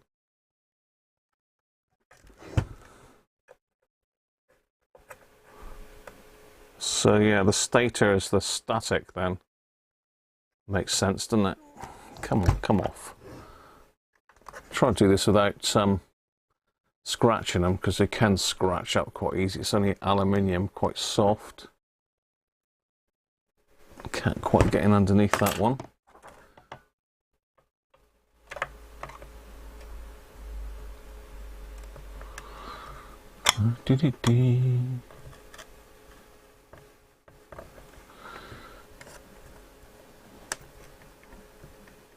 God, I don't want to come off that one.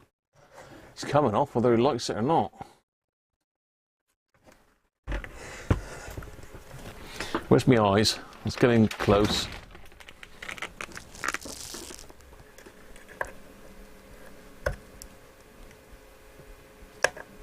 Yeah, she blows.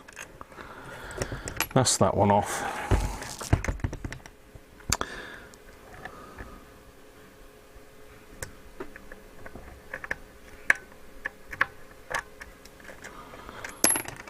That one.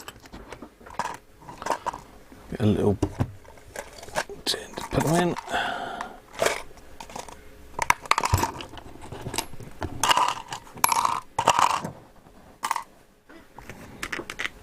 Do those.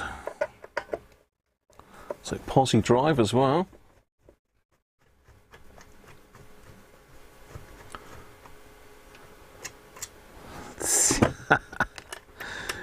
Yeah, just getting a bit closer and it gets a lot easier. A bit of magnification goes a long way. Don't seem quite right, these, but I'll go with how they are.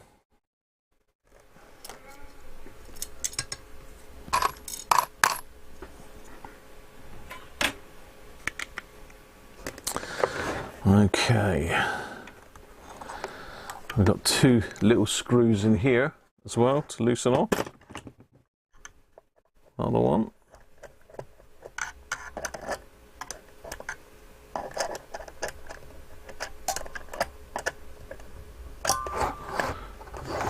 And that one.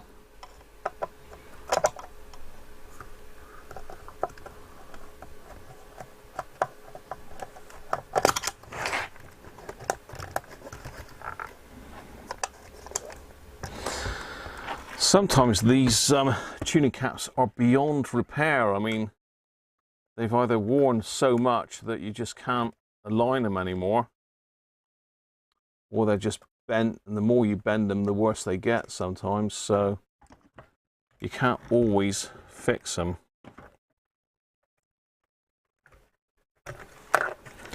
But we will have a good old go at it.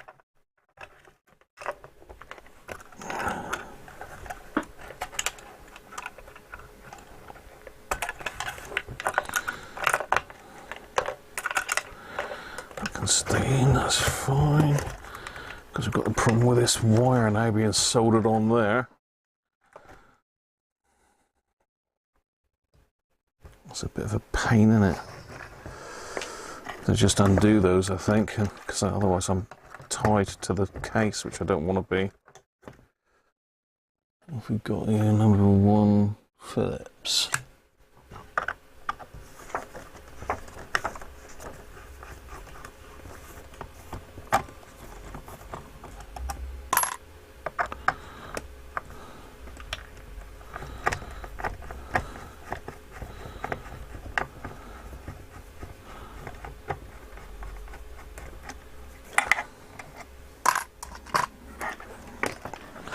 Get the case out of the way then. Down in bubble wrap land. Afternoon Mac Vision. All loose nuts. The nut is not loose on the end. It could be, yeah. Marathi. Right.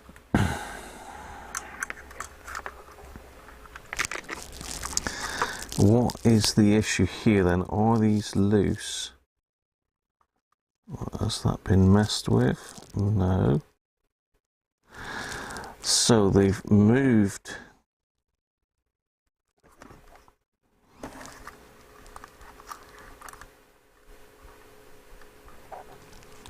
Oh, the whole thing's had a bit of a ding by the looks of it. Yeah, interesting. Yeah, it looks like the whole of that end one. Oh, they're really...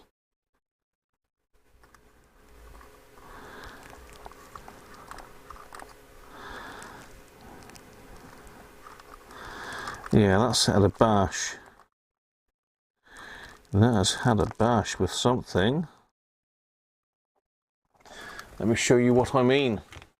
Let's get you in close. What's Dits up to? Reaching 100? 70 years old. 70, well, you'd have had me very young if you were my daddy. Because I'm 60 next year, Dits.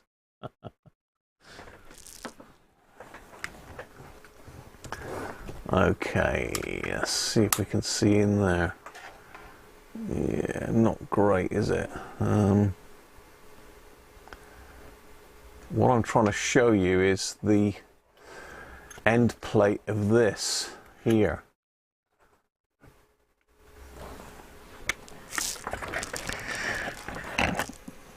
This piece here, this bit of brown phenolic, is it, or is bent up on this corner.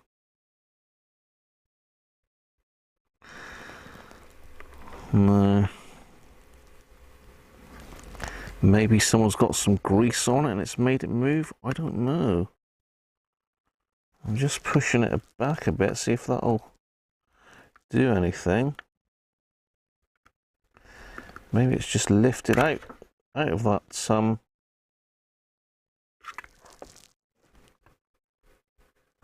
that's better. Now there's a way we can do this, isn't there, by connecting it up to a meter. Let's see if we can do that. See if we can test whether it's shorting or not now. So I've just bent that little brown bit down where it should be, and it looks to have cleared it.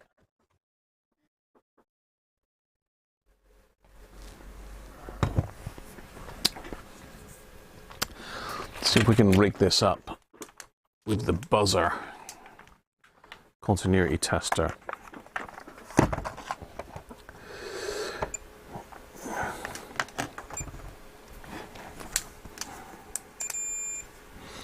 Okay, so one side of it is there, the other side is the ground, isn't it?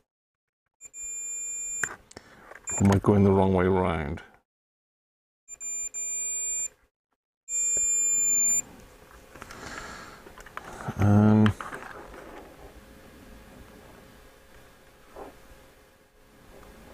Yeah, that's right, that shouldn't be touching. I'm sure that should be open circuit. There to there.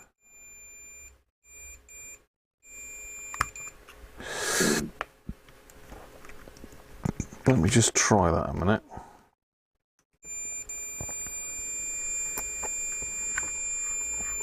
No, that can't be right.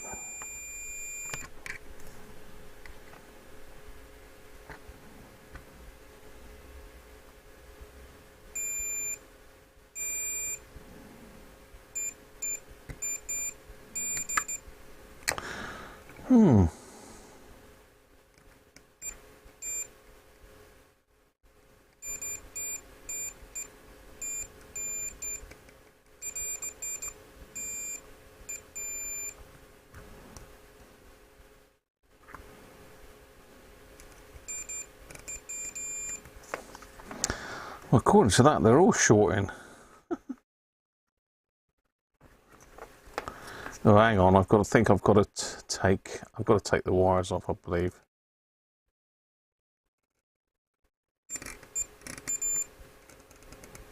No, I don't need to. So that's not short with it open.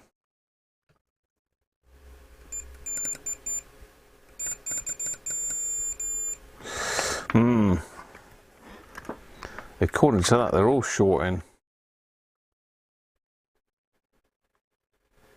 I could just take those two wires off the board there to isolate it properly.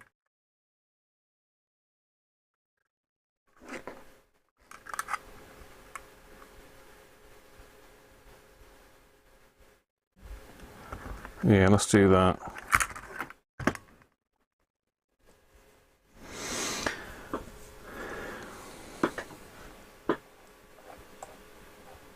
Drinking Highland mineral water.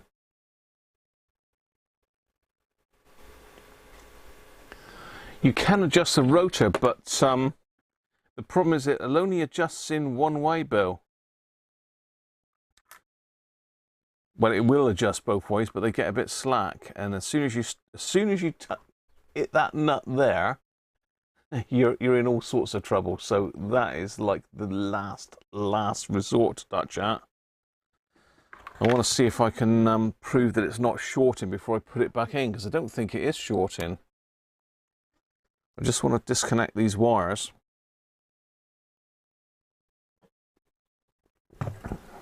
To isolate it from the circuit. Then we can test it properly.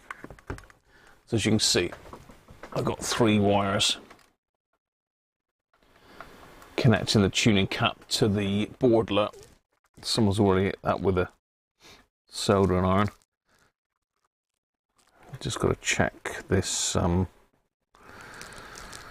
this board over properly as well.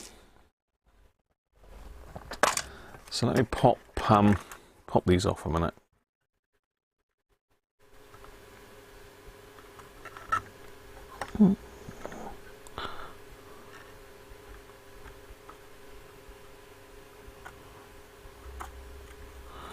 Come on, you know you want to.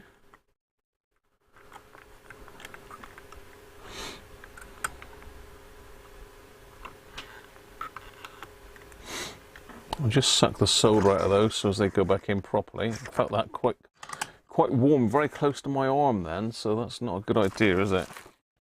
Find this soldery, suckery thing. Is there a coil across the tuning cap? Probably. That's why I'm just disconnecting it out of the way so as I can test it properly.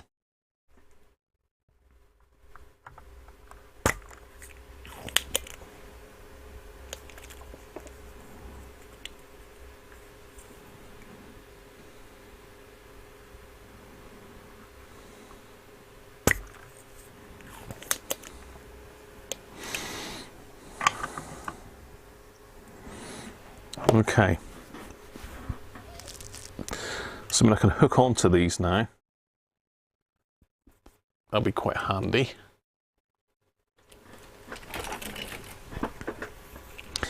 So doing one at a time. So obviously that's the stator, and the ground is the rotor, because the rotor is grounded. So there should be no connection between it there and there. So if I connect one lead to one and one to the other. So it says we got, let's just see if I can get the meter in the display as well. Let's get rid of me. You don't want to see me. It says we've got 15 ohms there, so let's move this around a bit.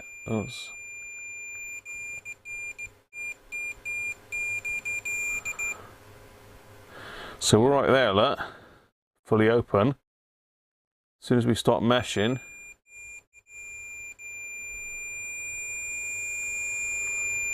yeah, we've got a short all the way through that one. According to that anyway. I think that's right, isn't it? Let's try the other one.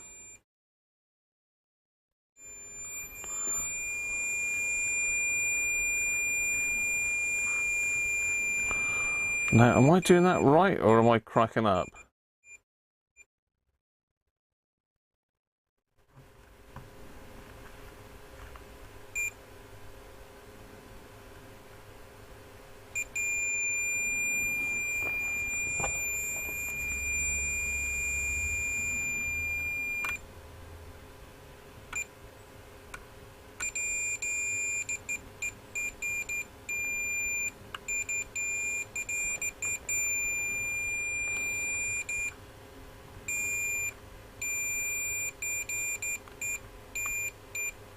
So I don't know whether it's this back piece is, these stators are loose. I think that's what it could be. Apologies for the beeping noise.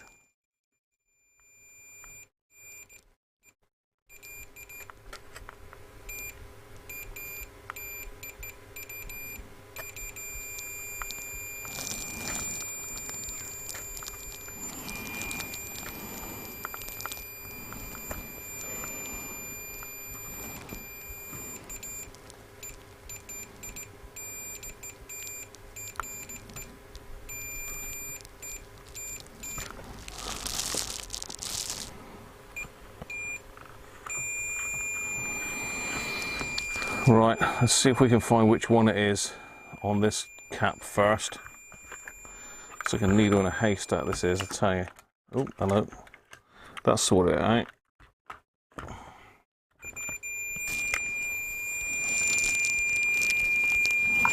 So which one are we on? We're on the left-hand one here. Has that just sorted itself, or have I popped the wire off something else?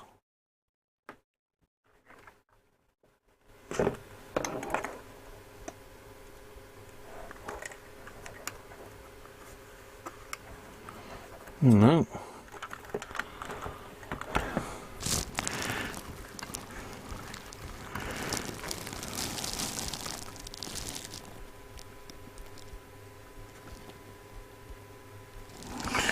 Okay, what's going on now?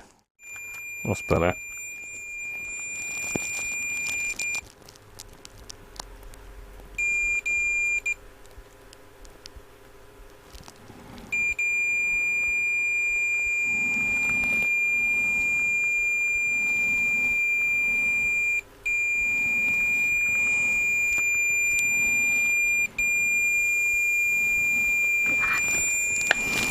Oh dear.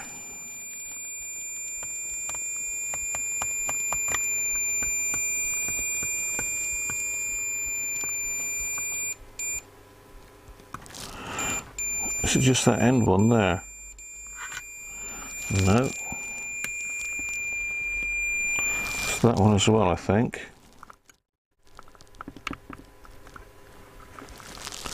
How's that?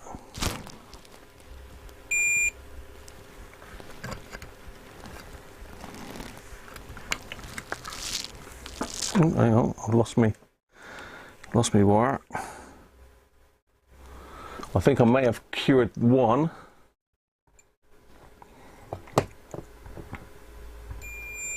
No.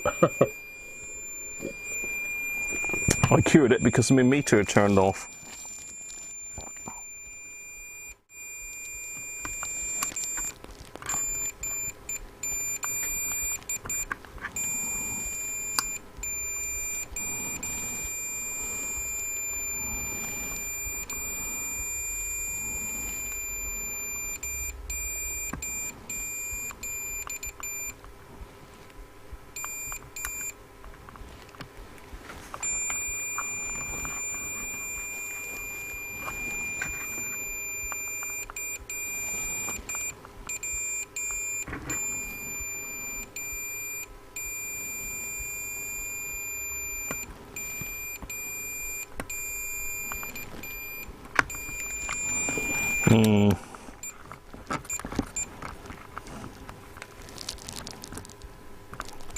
This could take a while.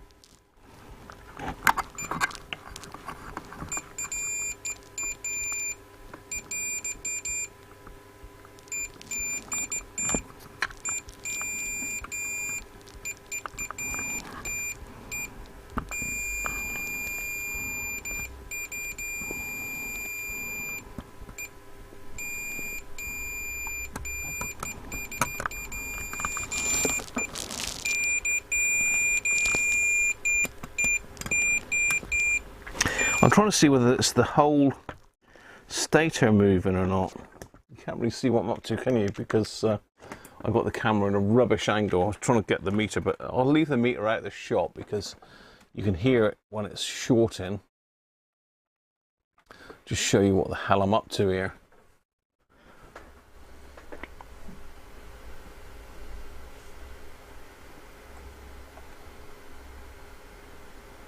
You don't like the beeps? Sorry about the beeping. Yeah, the plates are shorting, aren't they?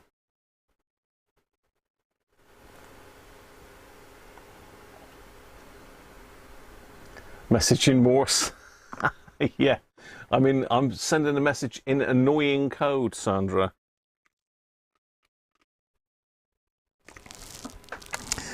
So just trying to see if this stator's moving about at all. It doesn't appear to be. But it's...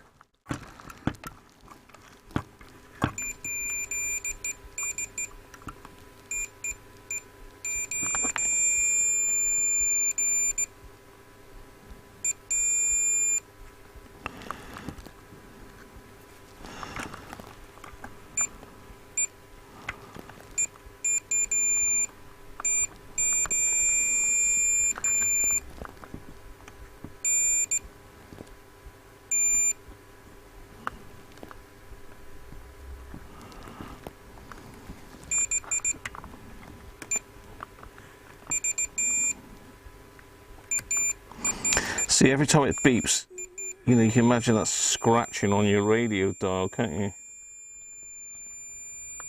That one?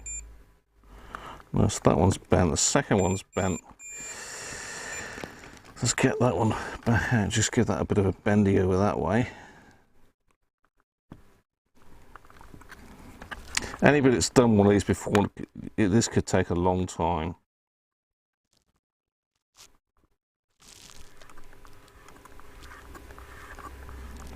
Now, have I lost the thing off again? Or I might have done that one.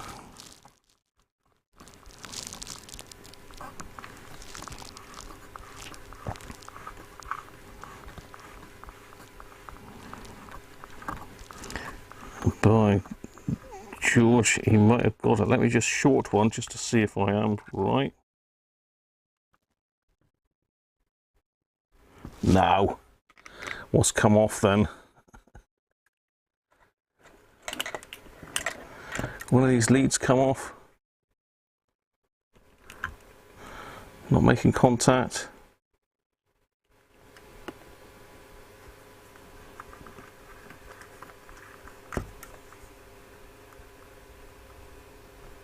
What's going on here?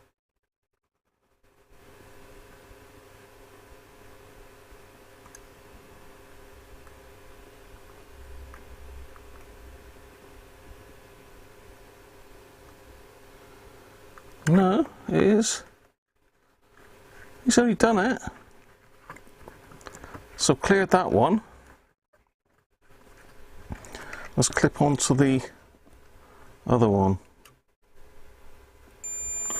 So that one's still got shorts.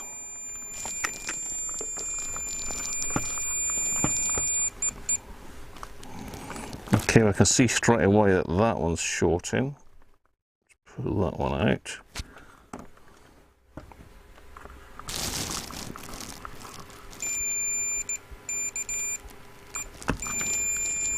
Is that one?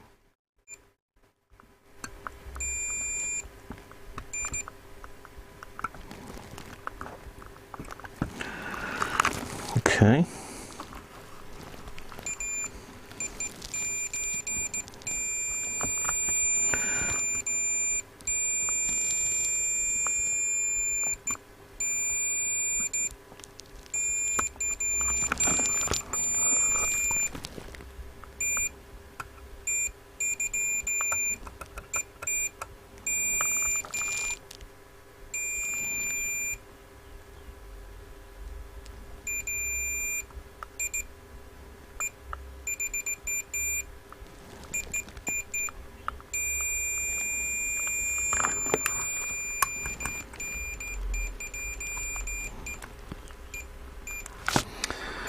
Apologies for the noise, people.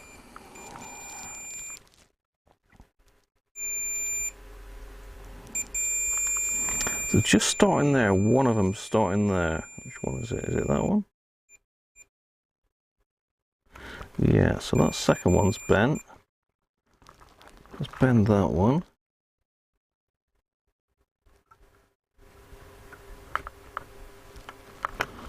Try that again.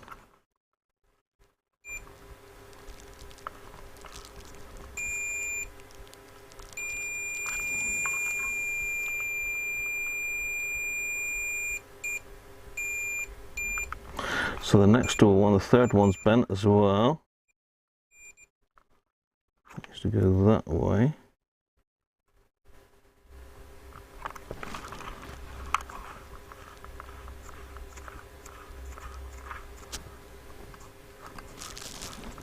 I think it's cracked it. That's that, my wires come off again. Damn thing. Oh, god damn. Thought I'd done that. It's closer. It's not far off.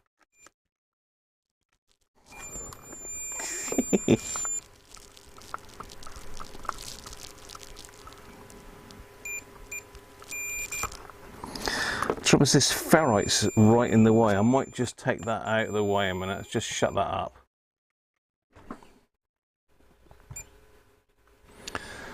I might just take this ferrite loosely out the way so as I can get in there. So whether someone's had a fiddle with this and had a go at clearing the shorts and made it worse. I don't know.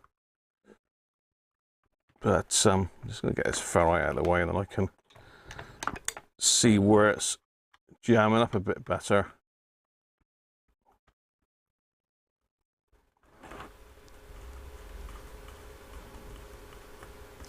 You off, Rolf?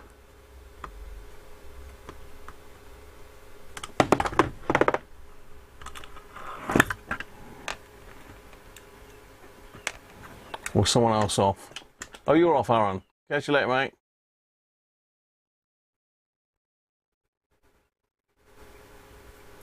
The ferret. Yeah, gotta loose the ferret.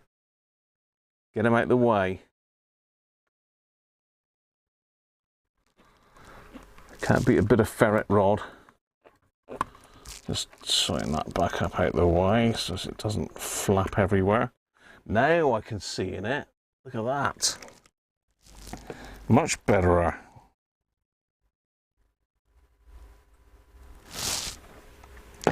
Much better. Whew.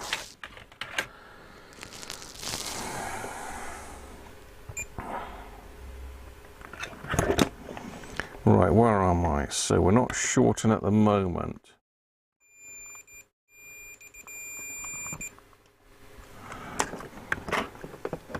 I could just look at the meter, but you know, it's easier with the beeper. It's quicker.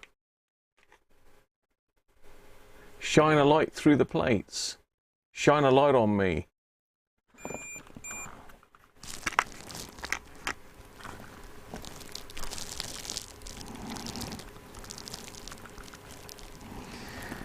Yeah, it's definitely that top one there.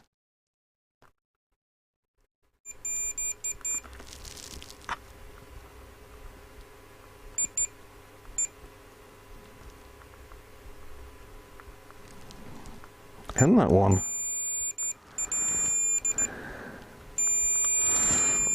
Shush.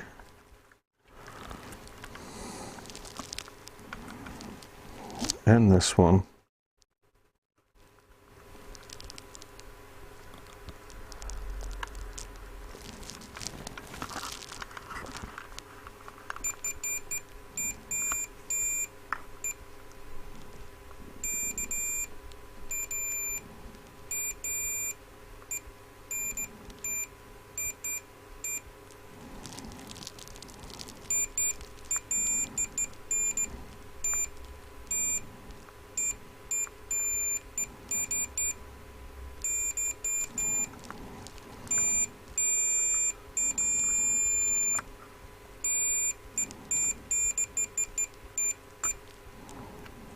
That one's still touching there. Get off.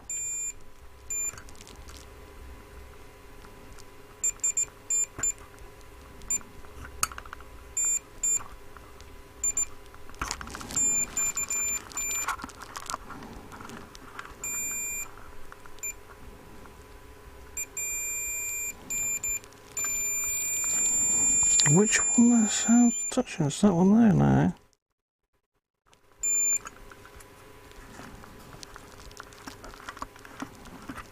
It's got to come down this way. Try that.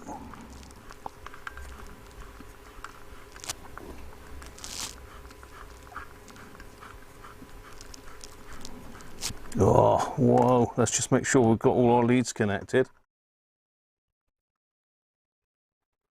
I think I got it. Ah! Damn! Dammy! So that one there.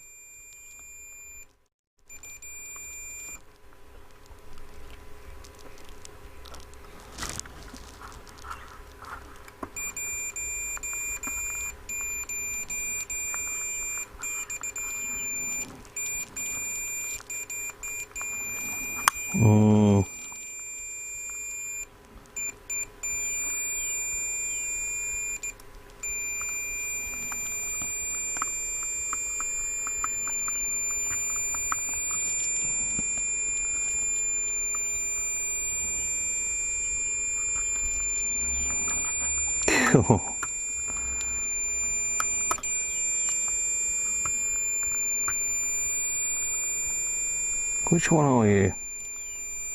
Or are you all of you?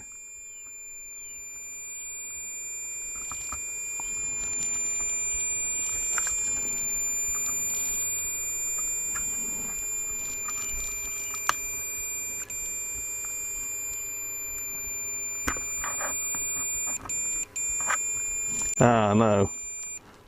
This side is loose. Oh yeah, we got a washer in here. What's going on there? Shut that noise up a minute. It's doing your head in. It's doing my head in. Got a washer dropped in there. Try that again.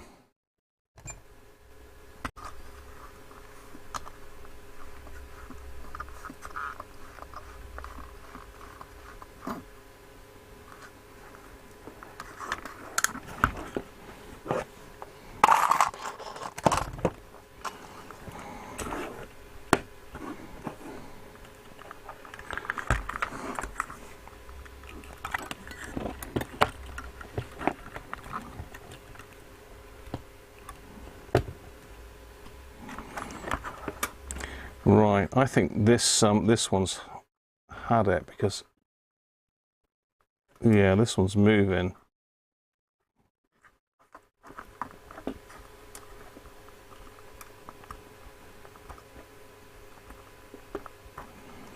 Is it or isn't it?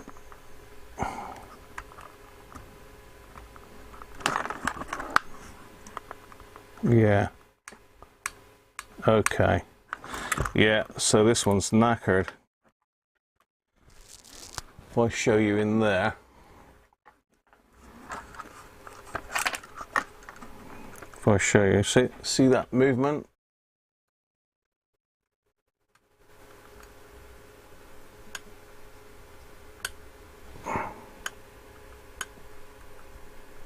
That should be back there. It's there, look at that.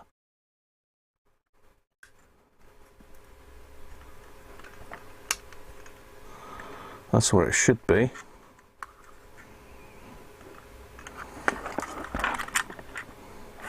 Let's see what that's doing now. It might be I can pop a little bit of epoxy on that just to hold that in place. Try it again.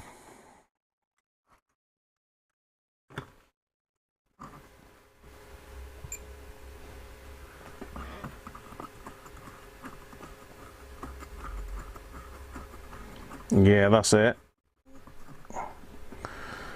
Make sure I'm definitely connected. I am. That's it.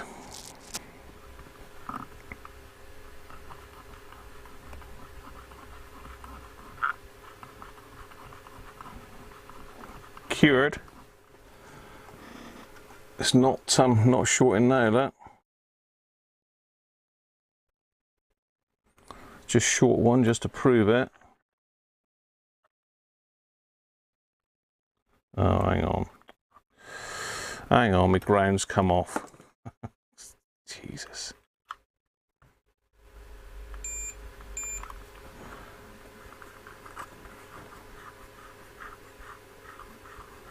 Yeah, that's done it. With a little one there. Just one little one, and I think it's that one there or there. That one.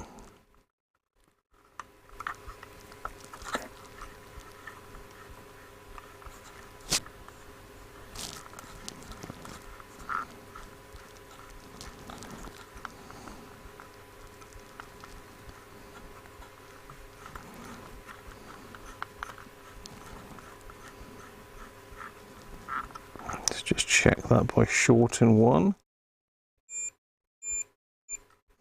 Done it. Okay, so we need to secure those in there. I mean, they're crimped in originally by the looks of it.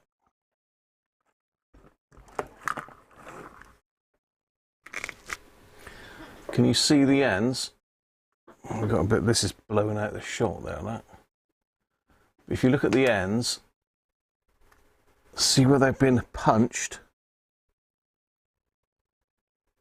This is the one that's moving. that's been punched in onto this insulator, and it's just started to let go. So if I put some epoxy around that, that'll stop it moving back out of line again. That's what it was. The other one was just bent vanes, but this one is that's moving. So that's the cure.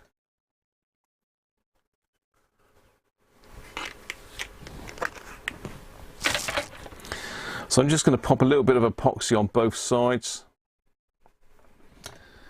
and that should cure it. Let me go and get some down. Oh, aching bones. I'll tell you what, if you think outdoor decorating is easy, it ain't. I thought, you know, why is it such an expensive job doing painting a house, you know? It's only to stick a bit of paint on, isn't it? Well, yeah, little did I know.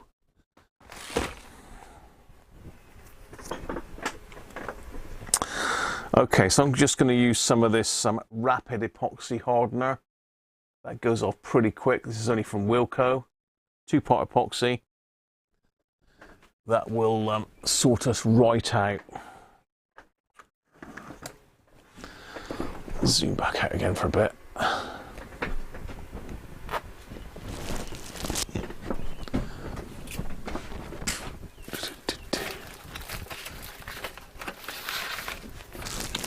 Let's get the granola box out.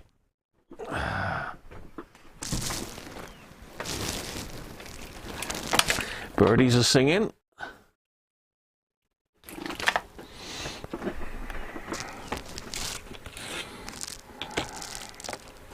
And I've got that blimmin' horrible Loctite stuff on this as well. I'm just going to put a little bit on. Equal parts. Ugh. Ugh.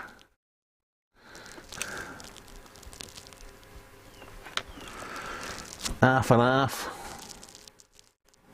Got this all over my hands now. Joy.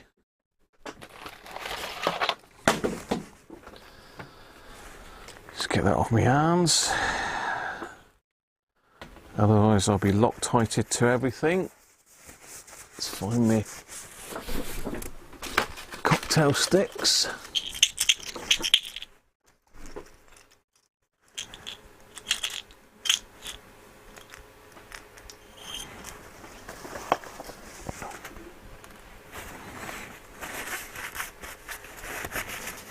Cut off with my hands.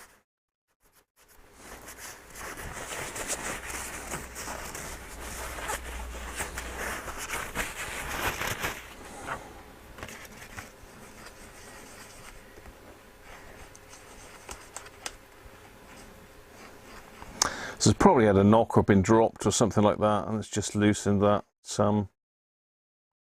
up a little.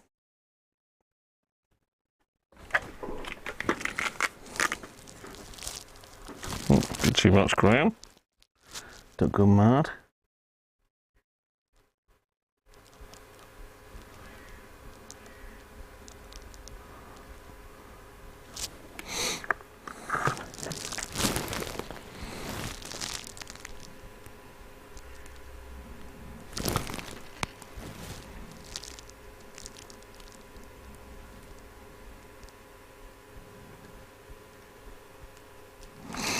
We'll do some on the inside as well. Get everything in the glue.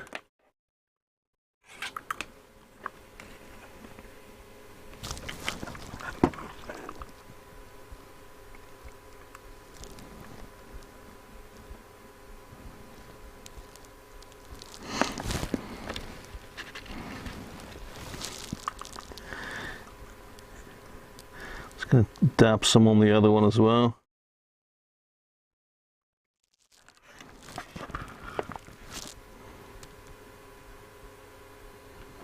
A little dab, and on the bottom one,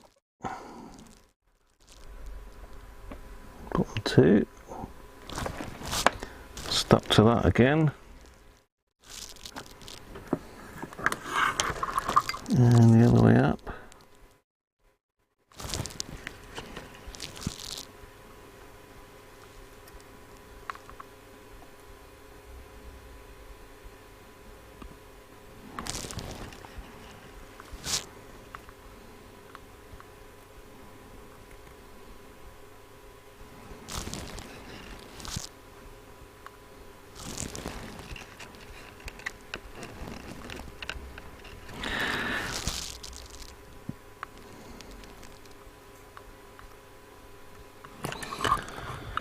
Just going to touch a little tiny bit into the little solder cups as well, in case it's moving from there.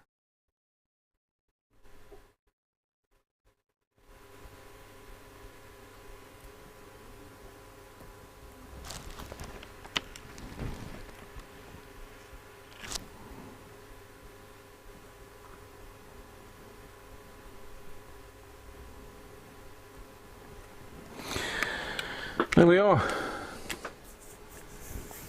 Job done.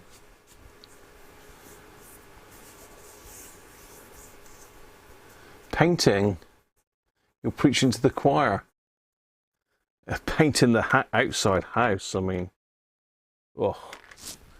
Yeah, that's a job and a half. I was quoted, oh, I don't know, I was quoted on average about £1,600 to paint the house. And we just didn't have the money to do it, to be honest. So we decided to buy the stuff and do it ourselves. But it's taken me a damn sight longer than I thought it was going to be, and I'm not even started painting yet. Not even started painting yet.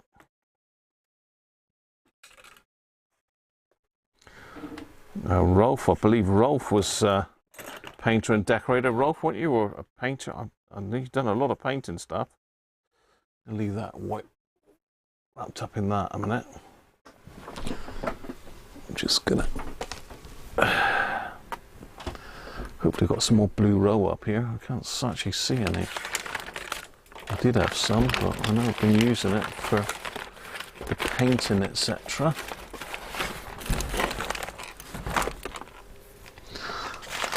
Everything's in uproar at the moment because of the microscope situation.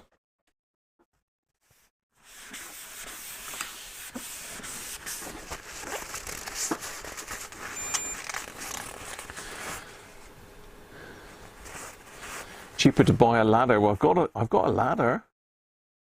I've got a triple scale ladder. Trouble is, it's a bit hairy. I mean, Les come up last weekend and give me a hand on the bottom of the ladder because it's a bit scary up high.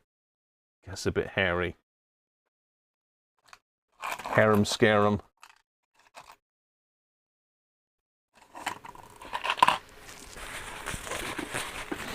Right, that's that done. So let's have a look at this board. I'm not going to connect that back up yet because I want to test that again before it goes back together, because I don't want to find that it's moved since I put the glue in it. It only takes you to drop it on the bench or plonk it down a bit hard and you're back to square one. Let's get the multimeter out of the way.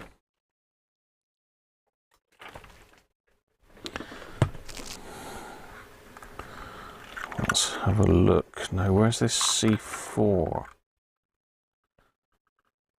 Could be inside this can, so let's pop this can off here.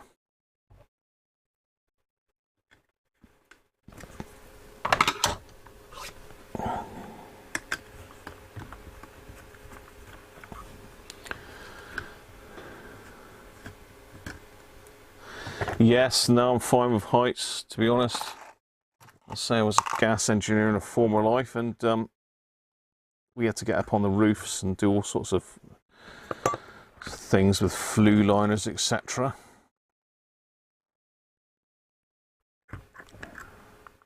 Okay, so it looks like the caps are done there. Can't see any issues.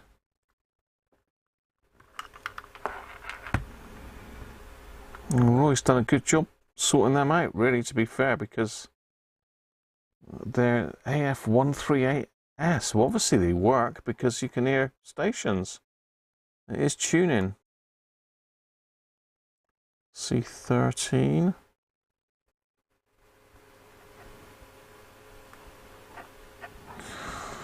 Okay, what's he on about C4 then? Is it on the amp board maybe? Let's put that to one side and grab the amplifier board back up.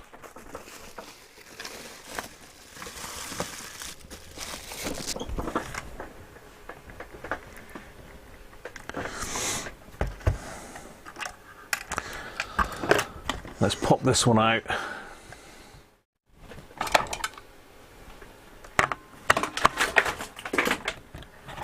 Stuff erupting off the desk again as usual.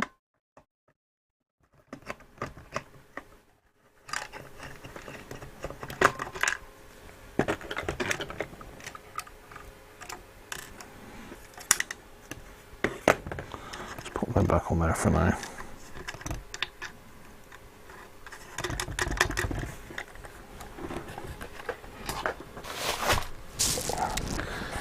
One amplifier.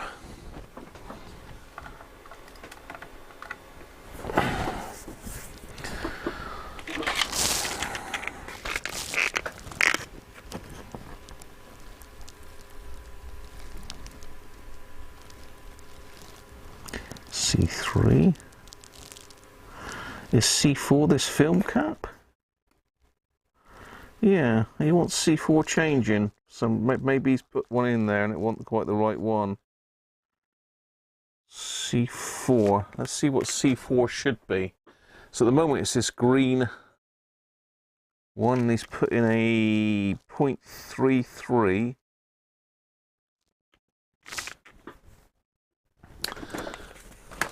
Let's have a look on the schematic. Where's our amplifier? It's not there.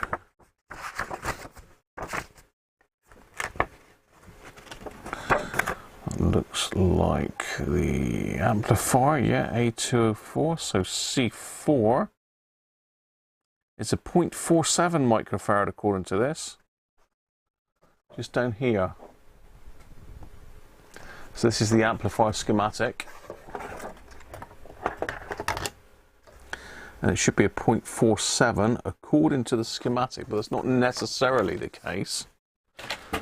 Was it an A204? That's an older style one, isn't it? A205.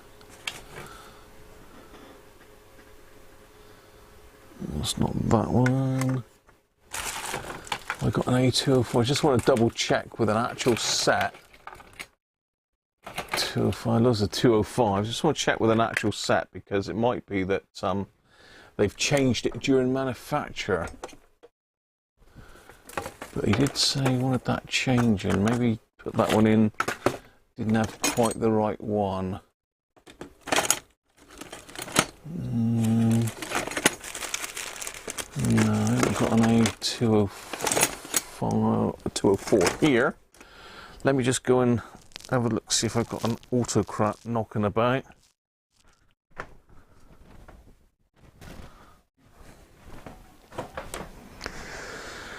Let's see, let's go to the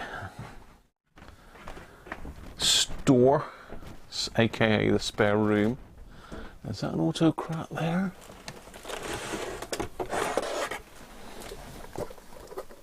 Yes, it is. There we go. Straight away, look. It's one of my Autocrats. Nice. This one's got the bronzy coloured grille on it.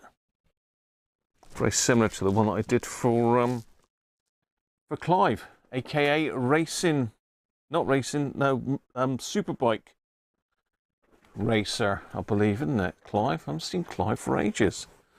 Hope he's okay. He's still active on Twitter.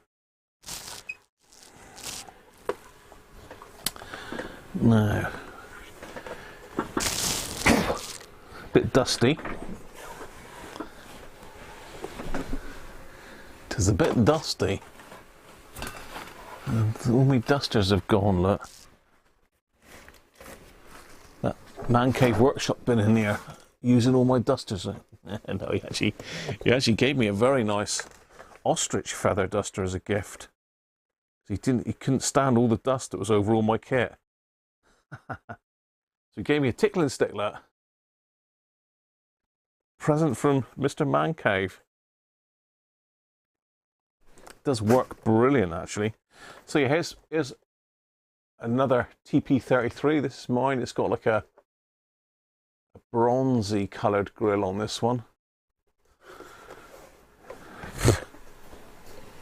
470 NF, yeah, but they say there's a 0.33 fitted in there. I just wanted to see if it was a modification. See what was in this one. Okay. Who's the expert on Mullard caps then? Because this one looks like red, white, yellow, purple, yellow. Red, white, yellow, purple, yellow, I believe. Yeah, it looks like I've done this one as well. What have I done on this one? AF125s, I think. So yeah, I've been in and sorted this one already. Well, someone has. I don't know where I got this one, actually. Diddy little speaker, though, but really nice. Nice sounding units. I was never overly keen on the look of these. I thought they looked a bit sort of almost plasticky, but it is proper wood. This one's slightly lighter than the other one. But yeah, that is so going from the bottom to the top. Actually, I can't blimmin' see it really. It looks like it could be another colour underneath.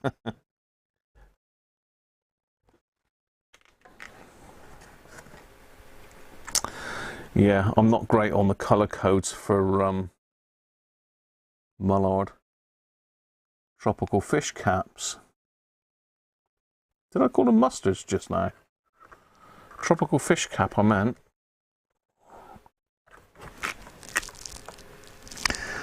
So yeah, I'm going with red as the bottom, white, yellow, violet and yellow.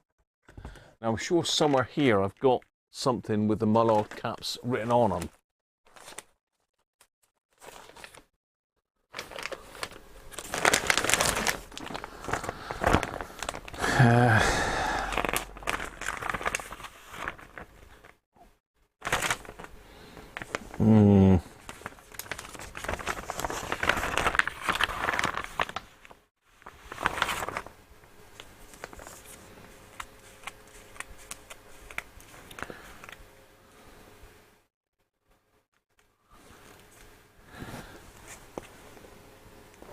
Anonymous, thanks very much for the tip. Oh, top down. Thank you, Mick. Excellent. You can see it there, can't you? If I zoom you right in as far as I can go, you can just about see, if I pull that amplifier plug out of the way, you can just about see that that is red. So it's red, white, yellow, violet, yellow. Ganesh, how are you, mate? Welcome. So it's from the top down. So yeah, the yellow would be 4, wouldn't it? Because it's the same as the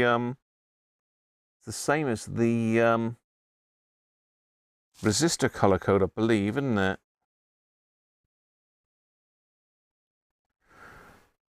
I don't know what the white and yellow, sorry, the white and red denote then.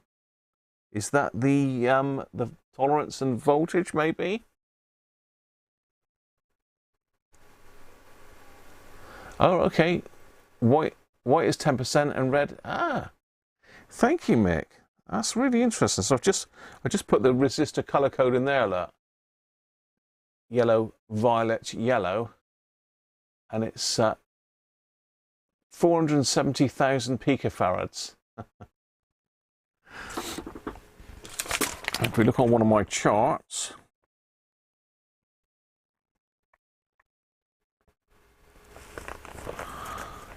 $470,000 picofarads is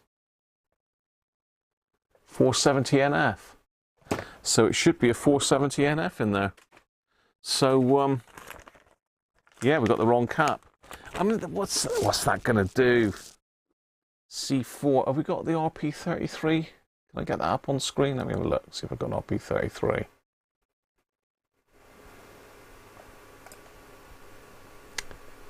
Thanks, Mike. Much appreciated, mate. Them lead pins could use the scrub. Yeah, this is my radio. This is not the offending item. Right.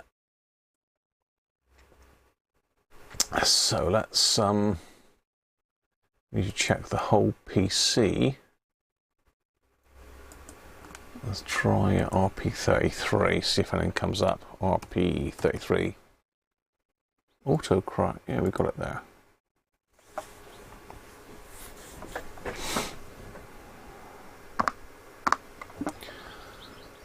So I think it's probably has something to do with the tone, isn't it? C4. See if I can get you to the schematic for the amp board. There we are.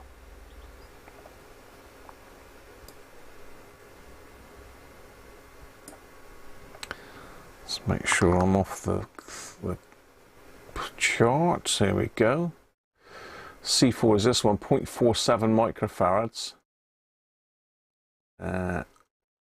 P4, P3, I think that's bass and treble, isn't it? P4, P3, so that's probably...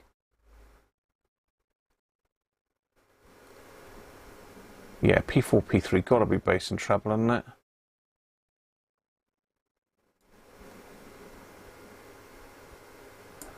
Don't tell us on that, because they're off the board.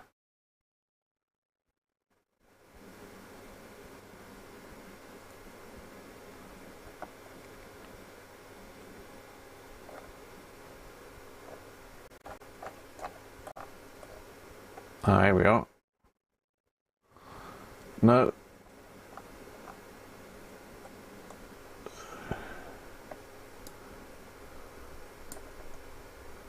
Okay, so VR1 is a volume.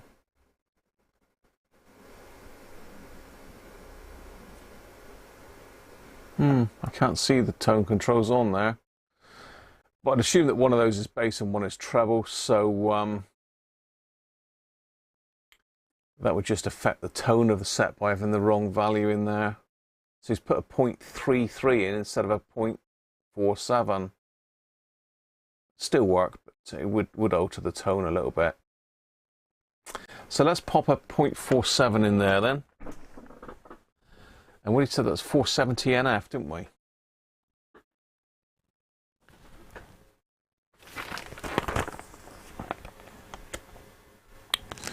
Yeah, 470 NF. According to this, I've got loads of those in here. And that'll be a 474, won't it?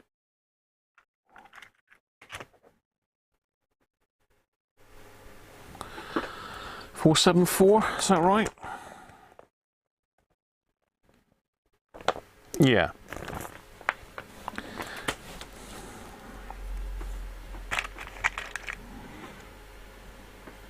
Do we need such a massive one? I suppose we do we? What's that? Oh, we've got X2 rated cap in there then.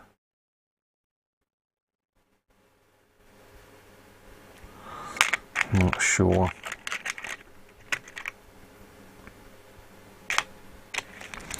Well, it looks like all my 474s are massive anyway, so that probably fits in well. So 474, 470 NF. It's a bit overkill, but I'm just trying to see if I've got a slightly smaller version in here. That's a bit of a monster, isn't it? But then saying that, the Mullard tropical fish caps were quite big anyway, weren't they? Just have a quick look in here. Let's see if we've got a slightly lower voltage one. Do we need a 630 volt one in there?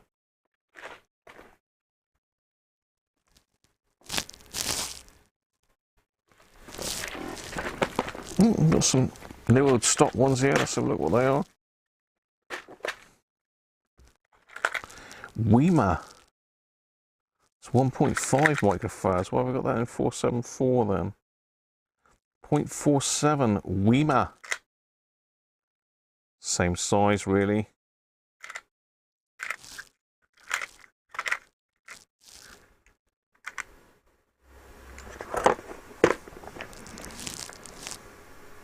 Oh, we've got the 400 volt one. That's a bit better. That's a bit nicer, I think. We'll see which one fits the circuit better. Yeah, that's a bit smaller. So that's a 400 volt one. That's a 630 volt one. Yeah.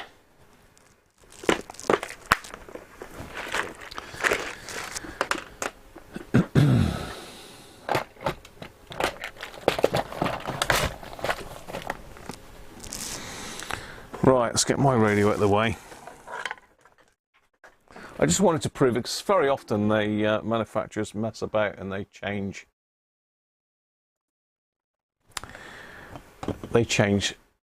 these values over time.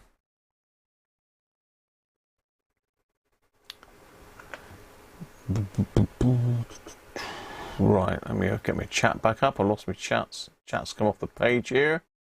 Chris, for caps using your radios. Yeah, I'm just waiting on I'm waiting on washers now for yours. Washers and a solder tag to fit your handle, Chris. In fact, I'll show you that in a minute because it's quite interesting, that.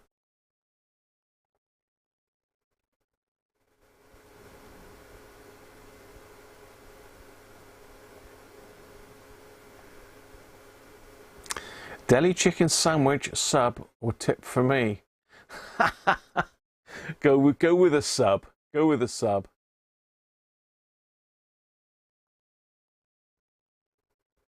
You're going to put the pizza on. Very nice, Rob. Very nice. Okay, so let's have a look at this then. Let's have a look at the pinout on it, because it's quite wide. Yeah, it's going to look silly with a little tiny one in there.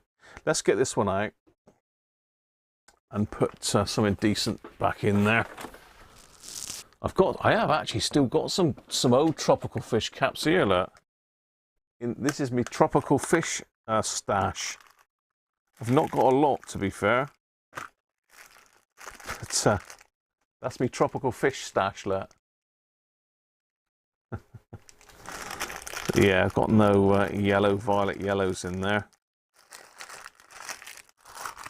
You know, somebody one day might want it absolutely as per original, and I might need to change one, so I've got some there if I've ever need them.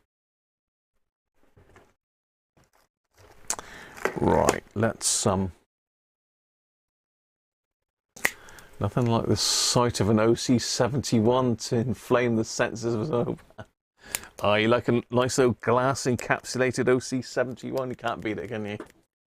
Look at that. Mick, thanks very much, mate. And thanks for your help as well. Very, very helpful today, Mick. Thank you. Celebrate the first super chat from you. Somehow it knows it's your very first one, Mick. So thank you very much, mate. Much appreciated. Your new phone is a Vivo V27 Pro. Never heard of that one, Ganesh. Robert Head. Hi, Robert. How are you? Family issues. Oh.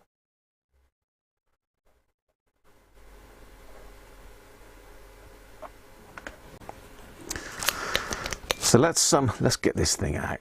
Let's get this green one. So that's just been put in because that's probably all that Roy had, but it would have worked. It would have worked, no problem.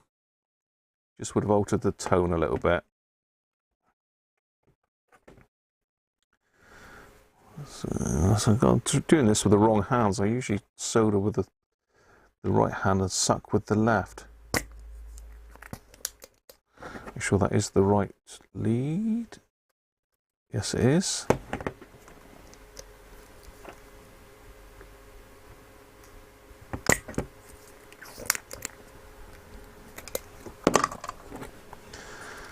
should cometh outeth.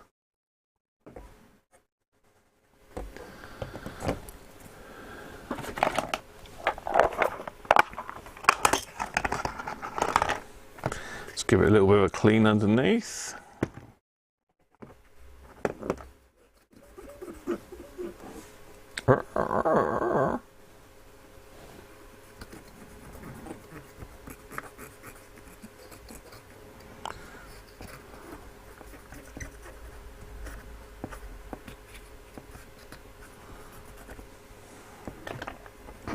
So that one should go exact same pin outlet. Look at that. It's a monster cap, but same pin out as the original. It's a beast. 630 volt.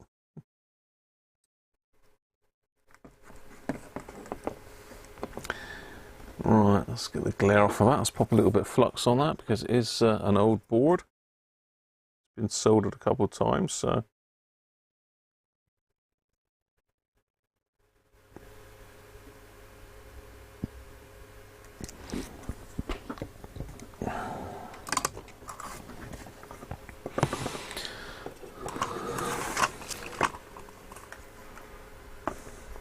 I've got my higher thermal mass tip on here for some reason. I don't know why.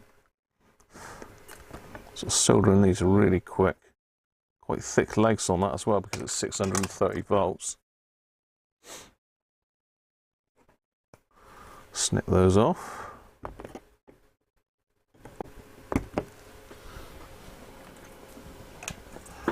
Rob, thanks Rob. I like the little athletes there. The little is it a pair? A little pair. Right, we'll just have a quick once over on the board, make sure that we're all okay there. Everything's as it should be, but I say it was working well, wasn't it? So let's see why not. Make sure we've got no dry joints.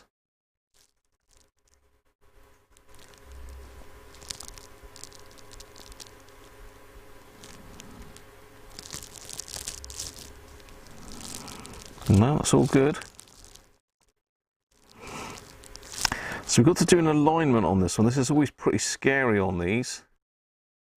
We've got to do the quiescent current and midpoint voltage if we've got time. We've got an hour, we should have.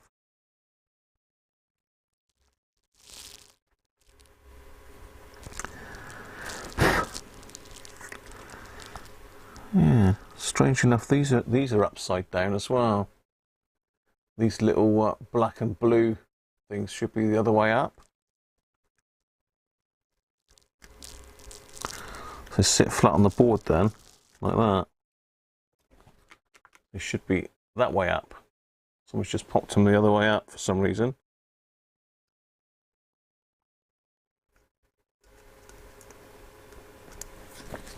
There we are. As Hacker intended. I got the dust up my nose now. I've got my little thing from Ben and Sandra, my little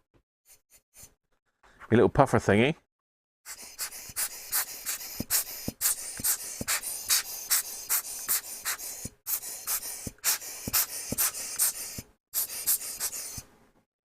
Does the job, look. I'm gonna need some more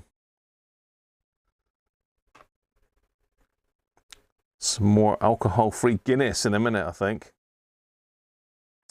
Okay, so you can see we've got this this variable potentiometer here. It's a wire wound one because it's a bit higher wattage in the output stage, so they can't use a skeleton pot like this because it doesn't handle the same amount of wattage.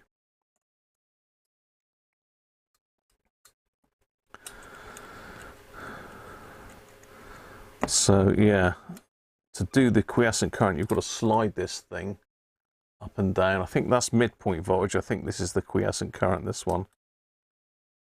So the best thing we can do is just give it a little squirt with a bit of fader loop It doesn't look like it's actually glued on, this one. Sometimes there's a big blob of red paint on it holding it in place, but it's better to give it a bit of a squirt first before you move it, just in case it's grabbed out of any of the wire,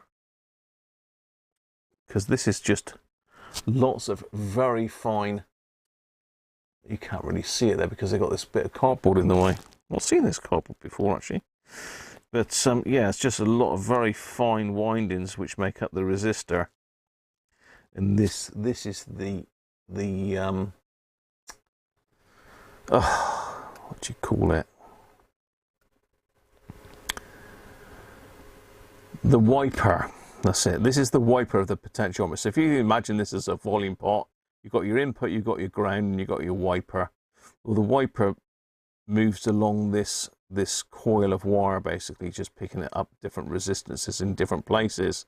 This has got to be set properly in order for the amp to work well and to keep your battery life a bit more sensible. So we've got two measurements. We've got to do the quiescent current, so we need to cut this little test link down here. That needs to be cut. We need to put our amp meter in line there, and then we need to adjust this for the ampage. And we also need to measure the center point of these two bigger resistors in the back. I don't know if you're going to be able to see them on the camera. See those two long ones in the back there? Where they join the center point is where we need to measure the midpoint voltage. So the easiest way of doing that is just to solder a wire on there. That is the junction. So I'm going to solder a wire on there. We need to short the input of this to ground. So one of these is the input. We need to make sure that's shorted to ground. That stops any noise from the radio upsetting the readings, and then we can get cracking and do the alignment on it.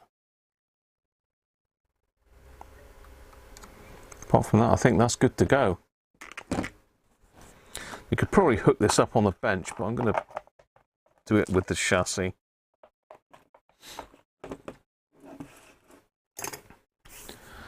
I'm going to get some. What am I going to get? I'm going to get my other alcohol-free underway.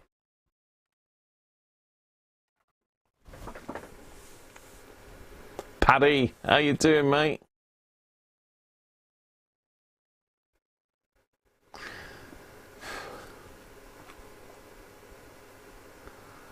Danish. Thanks very much, Mr. Danish.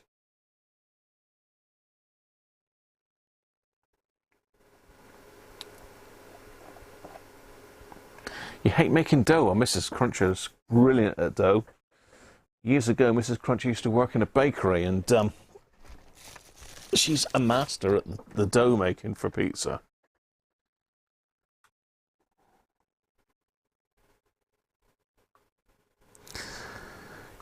I think what I'll do is I will clean up all this board afterwards. I'll get some isopropyl, just clean it all up, make sure all that old flux is gone.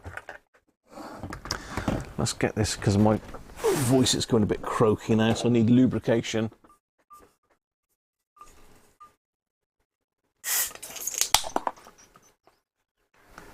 Whoa! That's the problem I find with Guinness. If you let it warm up,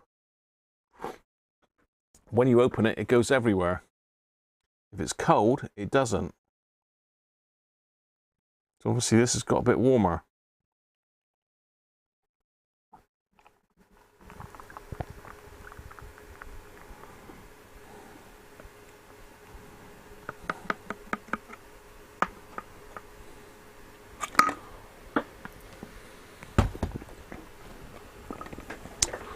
Yeah, nice. That's all over my legs now. It's a good look. It's a good look. It's like I peed myself. I've got flux all over my hands now from touching that board.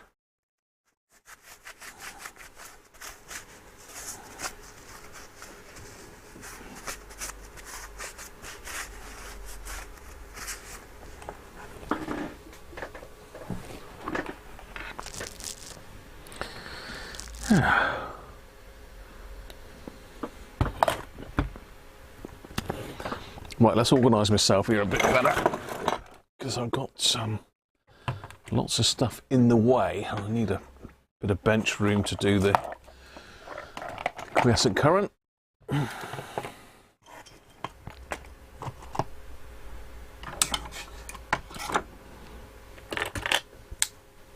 Need a bit of real estate for that.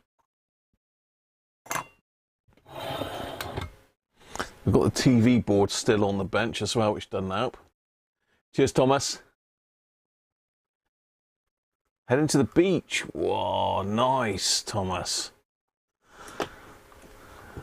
Susie, you and Susie are going to be doing a bit of sunbathing, yeah? Homer Simpson's good at dough.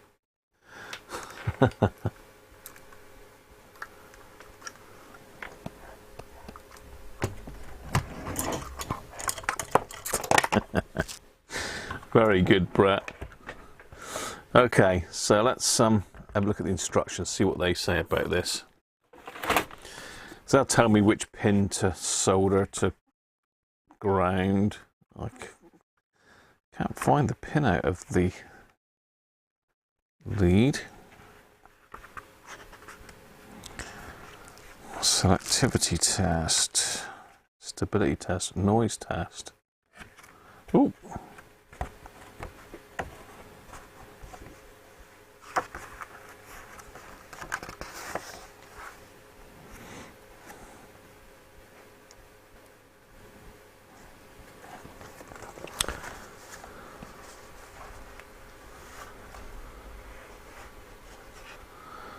Okay. Short circuit the input of the amplifier to earth. It still doesn't tell us which is the input, so we're going to have to work that out. It's got it on the schematic there. Still got this horrible muck all over my hands.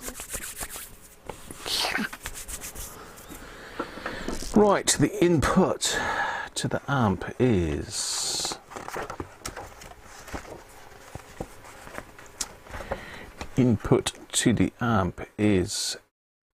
pin 2 is the input, and pin 5 is the ground. So pin 2 is the input, pin 5 is the ground. So basically just between those two, just between these two here. I'll zoom you in a bit closer so I can show you what I'm up to. This is something I do get asked a lot about. I've done a lot of videos on this as well. And it only makes a difference if someone's messed with it or it's quite a way out. You're supposed to check it if you replace a transistor. But whenever I'm repairing any of these amp boards by putting new caps in, I always check it. It's never usually that far out. Normally they work fine. So I'm just going to use a capacitor leg to just solder across here. So I'm just going to use a bit of flux. I'm going from there to there. Just those two pins there joined together.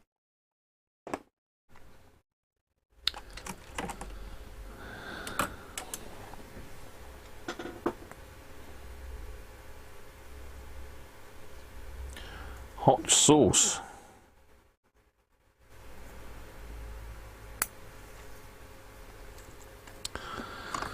And let's just pop a bit of fresh solder on there. It does pay you to reflow these connectors because they can be a little bit troublesome.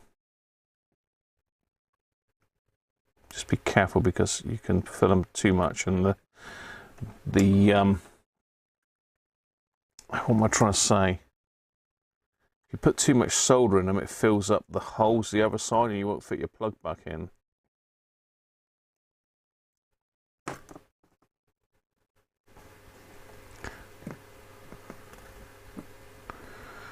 I'm just going to bridge those two with this wire. Hopefully.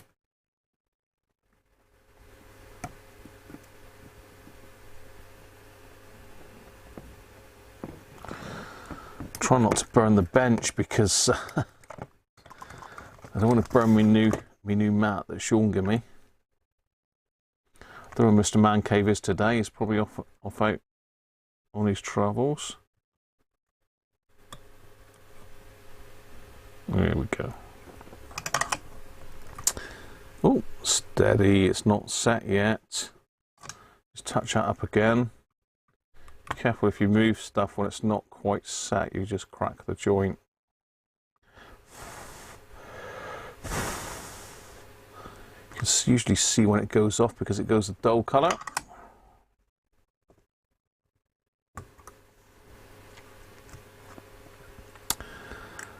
So I do tend to clip onto that one as a ground, so I'm going to put it like that. Clip onto that for my ground point. So I want to attach a wire to the midpoint here, so as we can do the midpoint voltage. I really want a normal wire for that, so it doesn't short on any of this lot.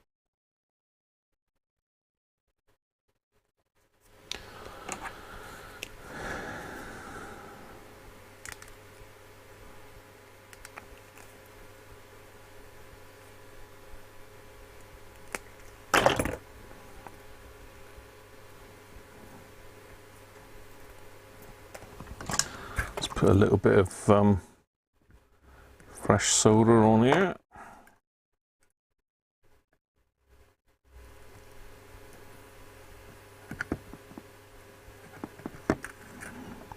Let's connect that wire in there. Just there.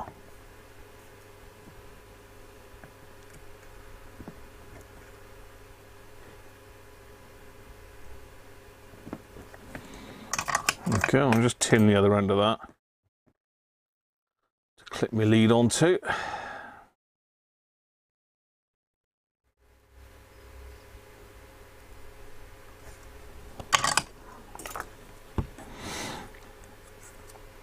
And while it's out, we might as well just snip this. So what I'll do is I'll snip this out. I'll snip this, and then when I'm finished, I'll pull it out and put another fresh piece of wire back in. So I've just snipped it.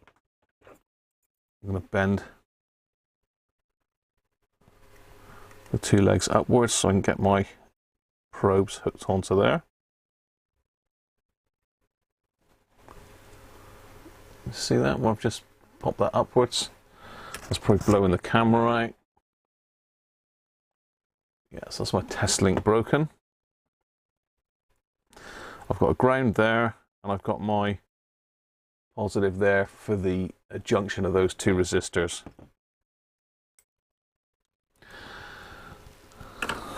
Right.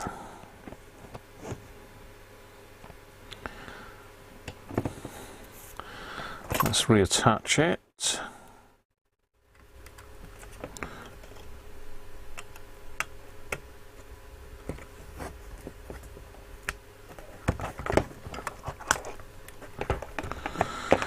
It says to use a dummy load across the speaker, which is a good idea actually. You don't need the speaker in to do this. What is it saying? Is it a 15? Oh, connect to output meter. 25 to 30 ohm output meter.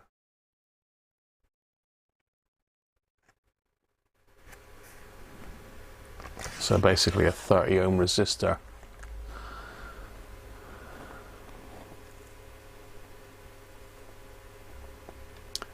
But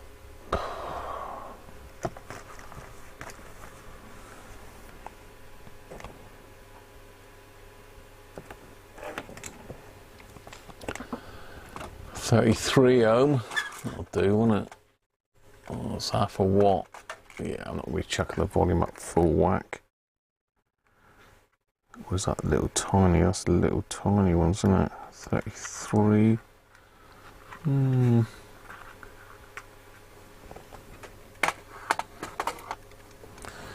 33, it's orange, isn't it? Orange, yellow, is that right?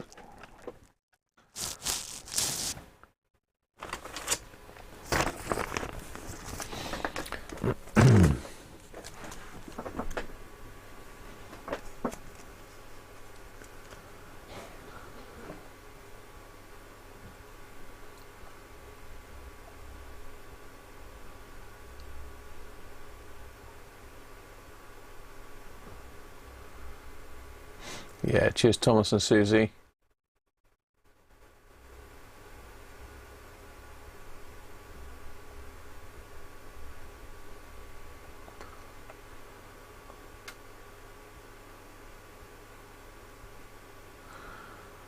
I did see your video pop up, Ralph, but I haven't had a chance to watch it yet. Squid and anchovies. I do like anchovies on mine. Gotta have anchovies on the pizza.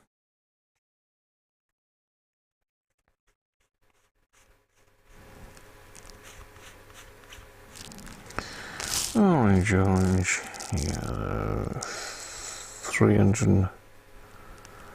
330k, that isn't it?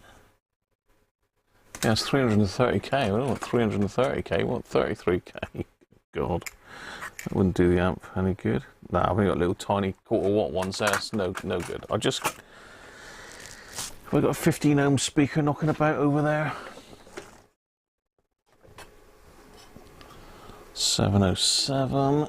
What's that say? 4 ohm. What's that one? 3 ohm. See our 707 speaker.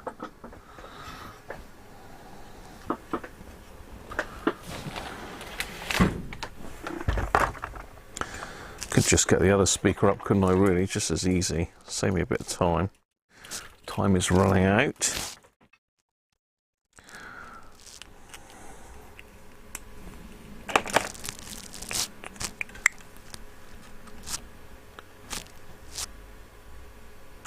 No, it's 4 ohm. Okay, we'll just get the other speaker up.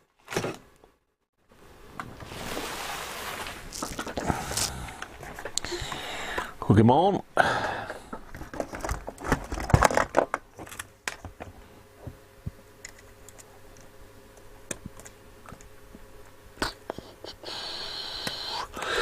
There you go. Our speaker is acting as our dummy load.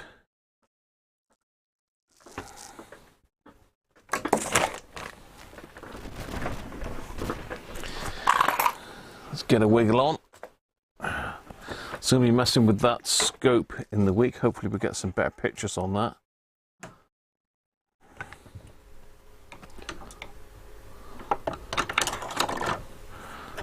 But yeah, really pleased with it. I just need to mount it better as well, because at the moment it's mounted on a plastic bench and it's moving. It's so heavy it's moving the plastic.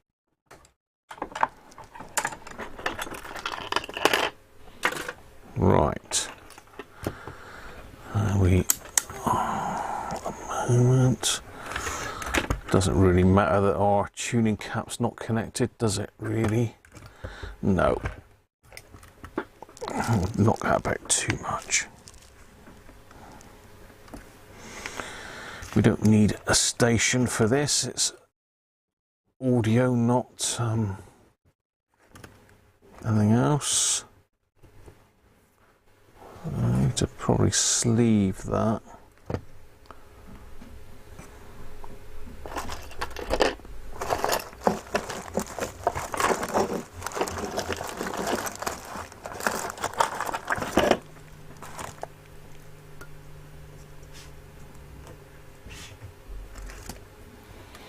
Let's put a little bit of sleeving on that just in case it does bend down and touch the board. We won't want that. We've done all this to it. For the sake of one little tiny bit of insulation, which I've cut too long.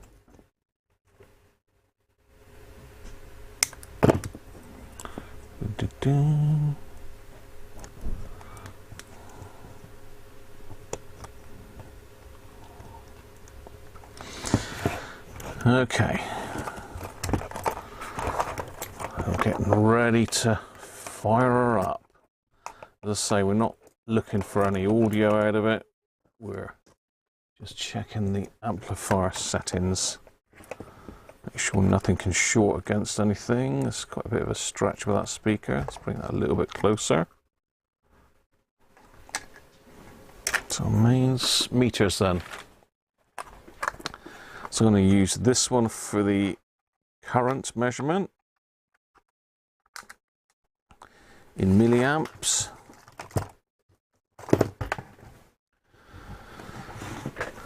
Just zoom right out now. That one's going to measure our current, and this one here can do our voltage.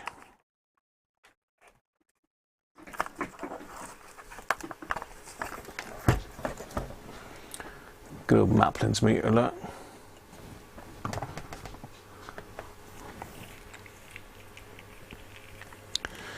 Bit of quiescent love. So that's going to be our positive.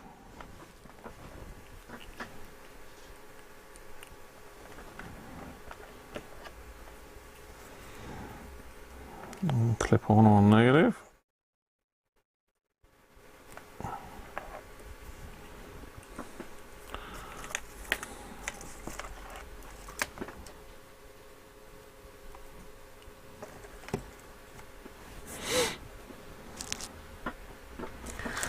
Right, we need to grab onto our two little pegs that we cut off.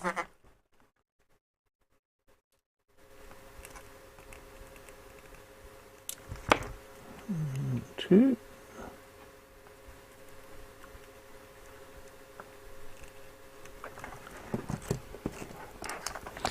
Connect that up to the other meter.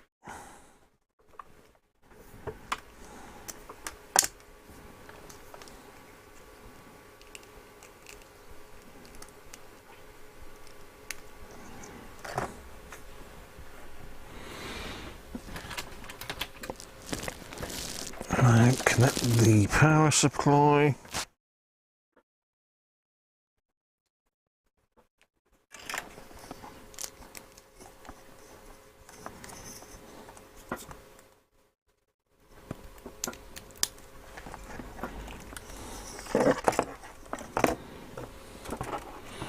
Make sure there's nothing going to short the power supply out. Find a hole.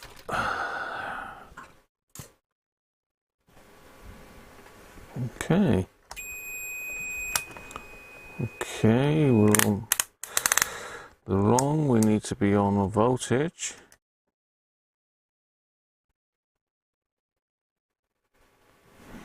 And have I just killed that one by...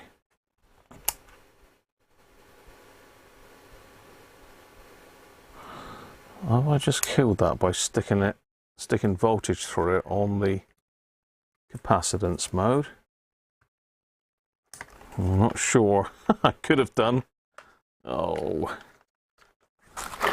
Could have just popped the fuse on that one. Let's try another one.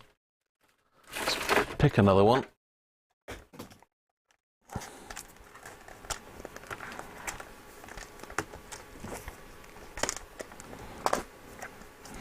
Yeah, big mistake not looking at what the meter was set on before I switched it on.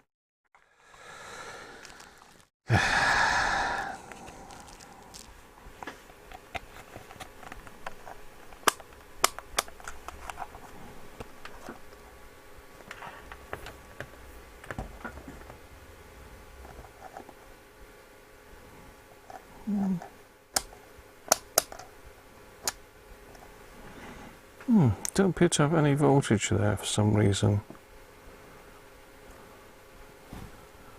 Why is that then? Definitely in the on position.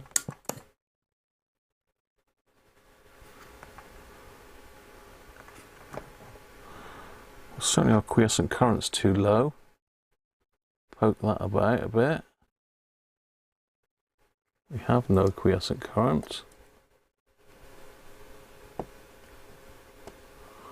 Okay, we do now, but why have we got no voltage?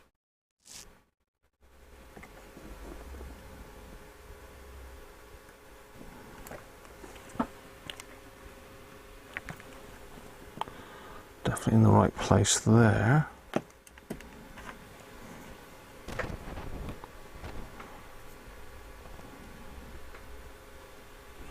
Is that not a good ground?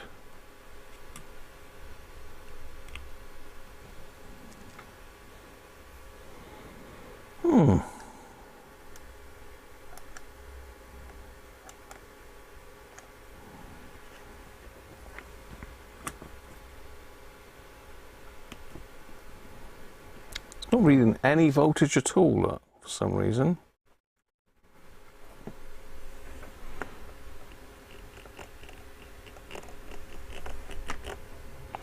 No midpoint voltage. Why is that then? Do we get another meter just to confirm it? Have we got two dodgy meters? It is possible. I'll find me leads for this one.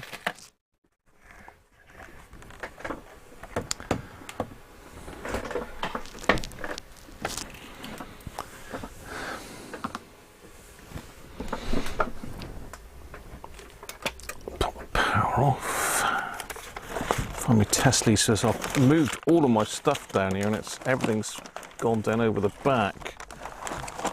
There's one probe. Stuff's still going down over the back.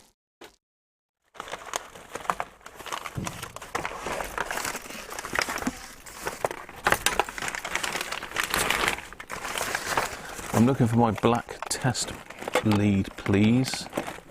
If you'd let me have it, that'd be great.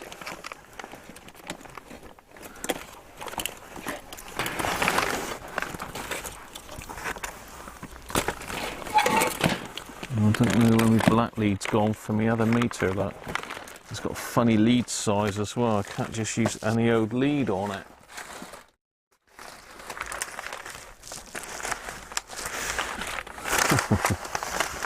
What's happened to that then?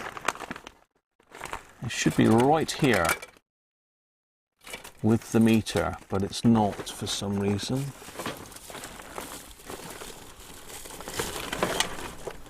Ah, there we go. Alright, let's try again.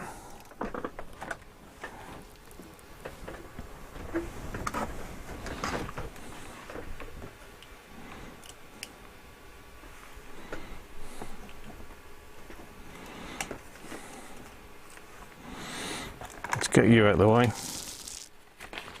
Not enough of you.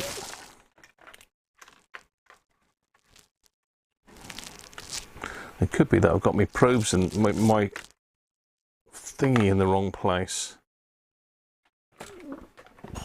I've definitely connected that right on my center pin. Yeah, linked to pin 2.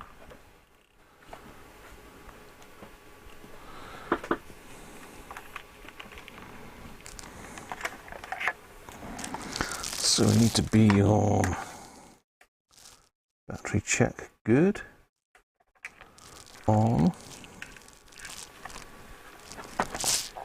How about this? Oh, common. That's not a very good fit, is it?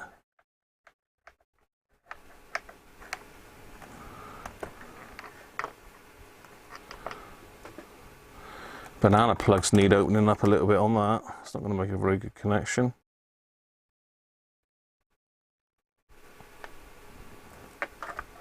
Better. Okay.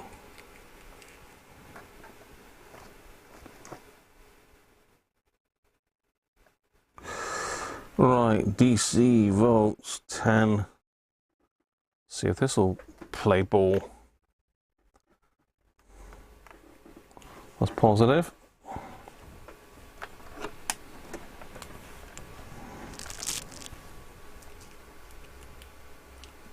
Northern Rambler. Yeah, it's on hold. I did suss that in the end. I took it off hold and it still read 0 voltage, so I gave up on that meter. I'm now going with this old faithful.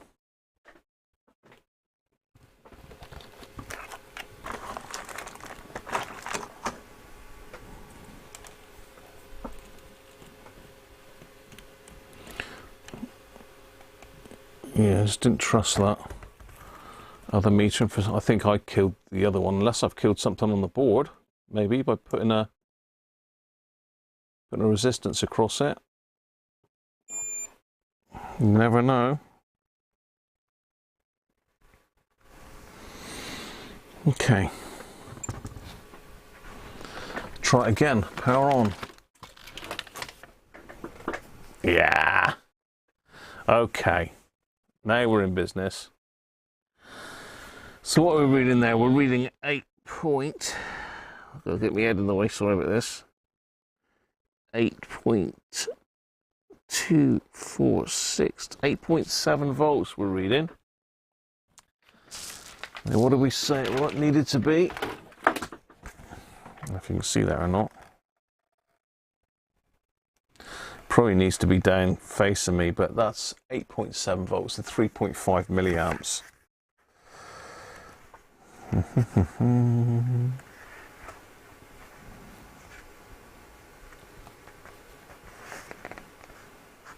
4 milliamps and 8.85 volts. 4 milliamps and 8.85 volts. So we're not far off, are we? That's just moved up a little bit as well. Got to look at it, it's got a little mirror so you know you're exactly in the right place. Parallax, that's 8.8.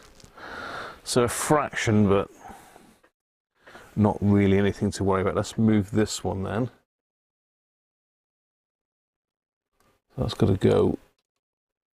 Yeah, that needs a squirt a minute. Let's just turn that off again and give that a squirt of fader loop on that resistor.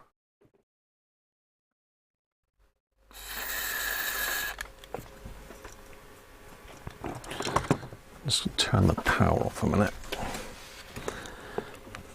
Let's just give that a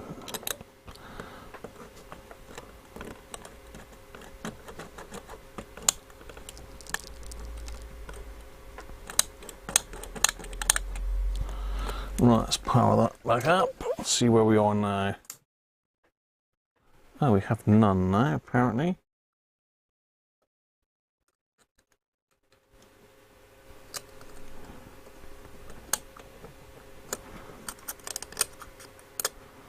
Have we got an open circuit resistor now? I wonder. I expect we have.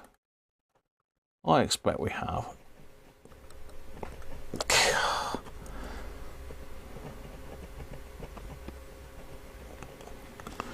Oh no, no we haven't. We've got a wire come off. Let's try that again.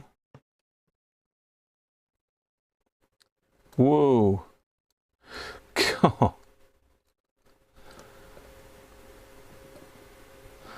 So that's settled down a minute. How are we doing on this? 8.8 thereabouts. I'm going to leave that as it is.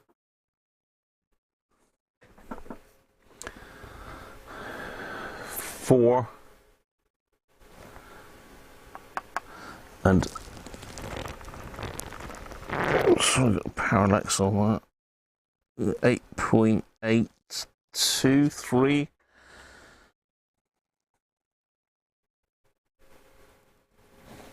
I think that's job done, don't you? I think that's good enough. Fritz with spritz.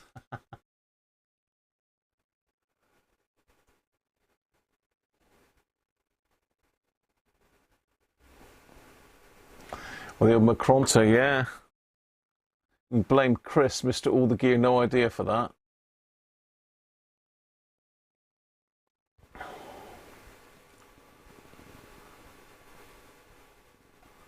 Strange video? What's a strange video, Rob? Stream elements not letting you say a sentence. I don't know what you're going on about, Rob, because it's all coming through here, so don't worry about that. It's pretty much there, isn't it? I'm happy to leave that. We'll let it settle for a bit, but the more you touch that stuff, the worse it gets.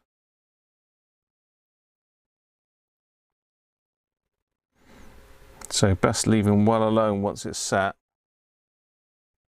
Still on 8.8. 8.8.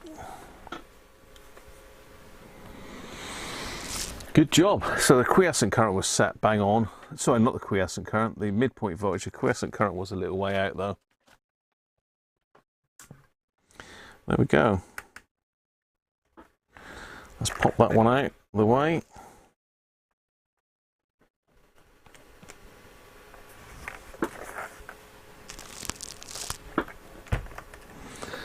Actually, I think it might have been Simon Spires as well. I had one of those. A couple of the guys that repair stuff were using them. I managed to find one for a reasonable price. So I thought I'll grab it. It's an Avo equivalent. I like the Avos, to be fair, but that's just a bit handier, not quite as bulky.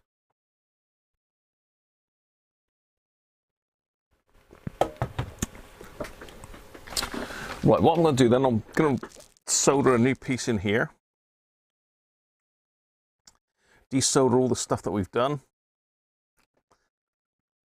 Hook it back up, and we'll see if we're in business. See if our scratchy's gone, or whether I've got to pull it all apart again. Probably shouldn't have said that, should I? I've jinxed it now. I've jinxed it. Piece of made, that was quick.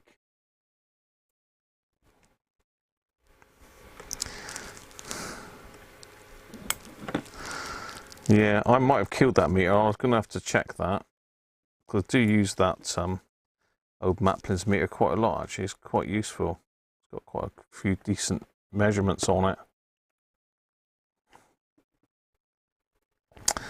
So I've took off my midpoint voltage and my link across the plug. I've just got to sort these out. So you need to take this bit of wire out now and just solder a new piece in.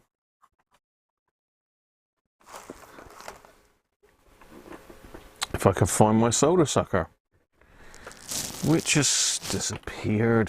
Of course it's disappeared. Of course it's disappeared. There it is, over here.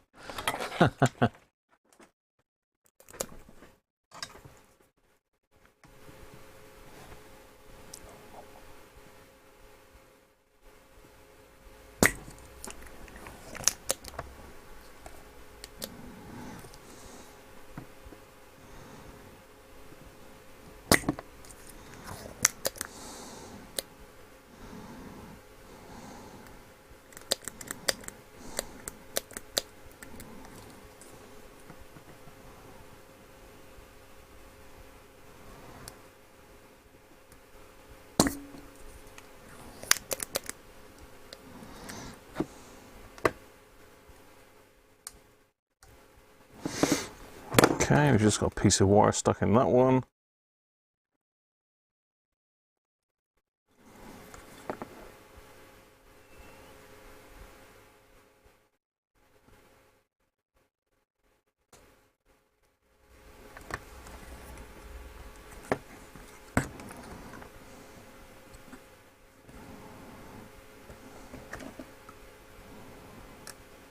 Come on.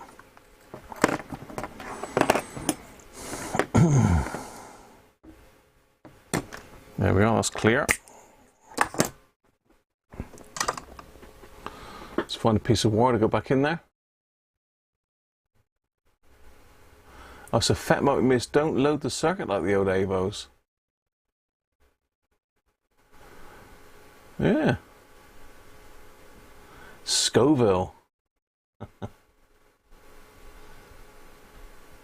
You're going to put the pepper sauce on the pizza, Rob, are you? Yeah, cheers for that, Victor. You do like an old Avo 3. Yeah. I've got one to go over to Chris in the States, actually. That's all sorted and ready to go. I've also got his Jaguar Roberts is it 550? Ready to go as well. So I've got to get those off this week. And I'm waiting on some bits for the aerial.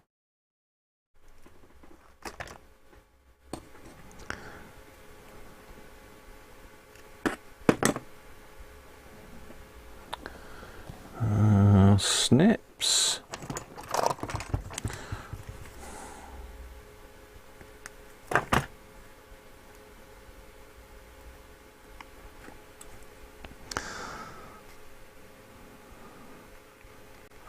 Sometimes for quickness, I just solder the two ends back together, but I usually do take it out and put a new piece of wire in. Looks a lot neater.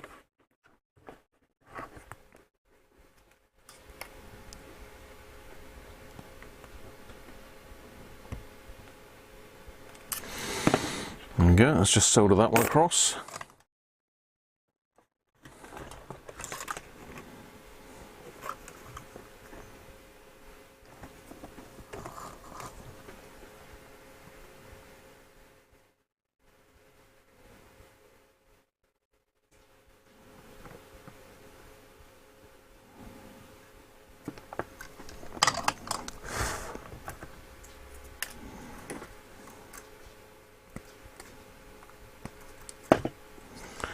There we are, nice new test link.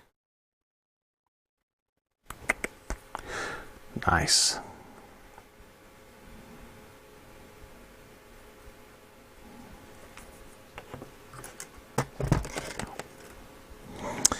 And you have got to be careful with those wire wound resistors because they can go open circuit very, very easily. The wires are very fine on them.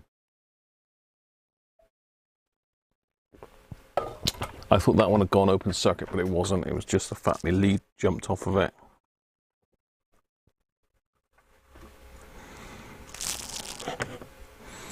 Right, that's that. That's all back together. I need to connect the tuning gang back in.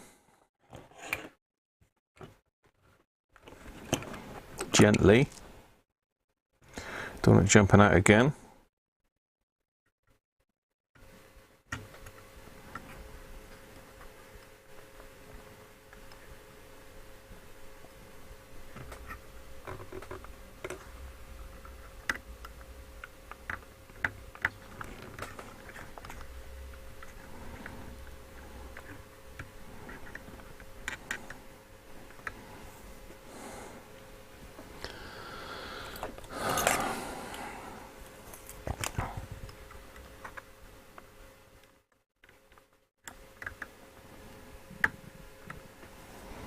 Always one, isn't there?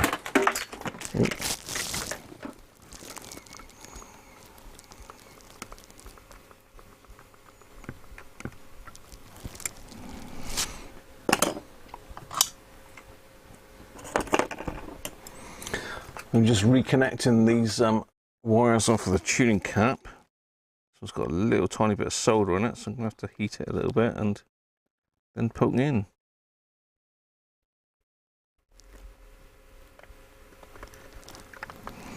There she goes.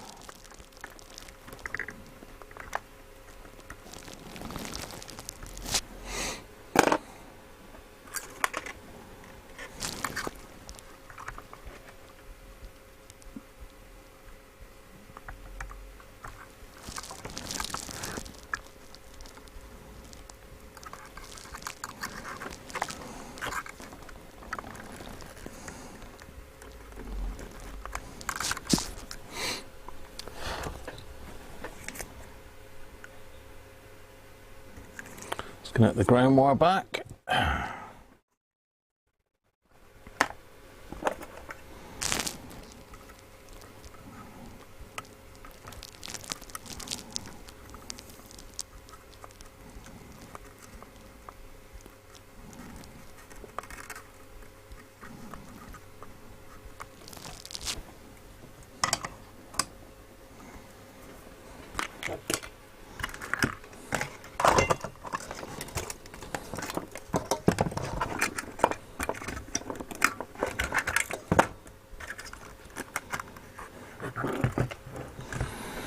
Right,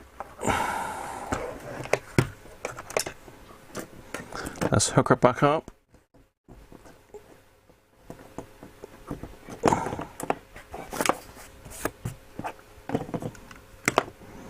Buddy sounds like Cheetah off Tarzan down there. She's crazy dog.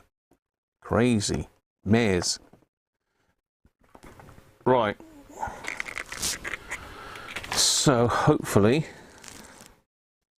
we have liftoff.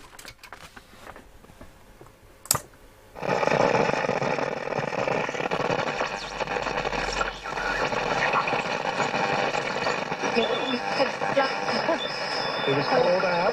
It is. Yes. No scratching. Oh.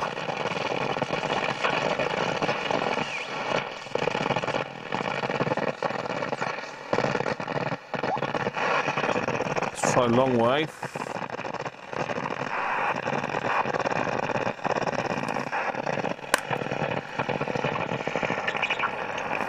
See if we can pick up Radio 4.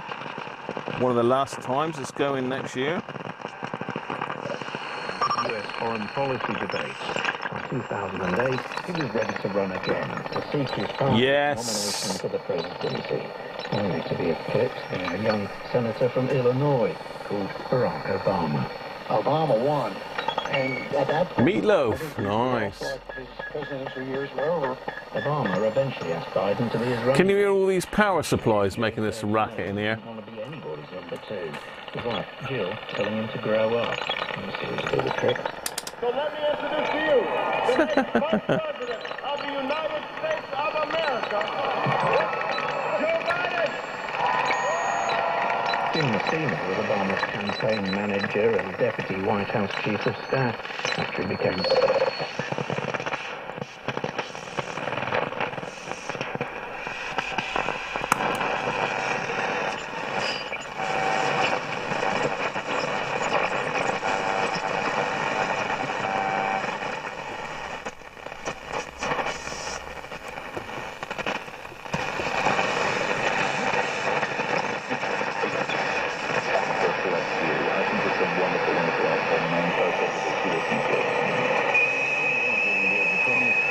Oh.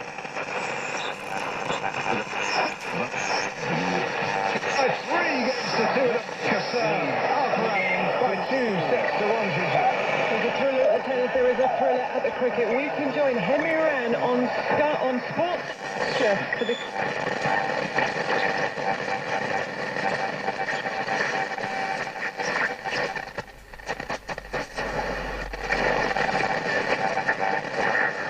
They're going to push the two. Turning to the second. Now comes the throw.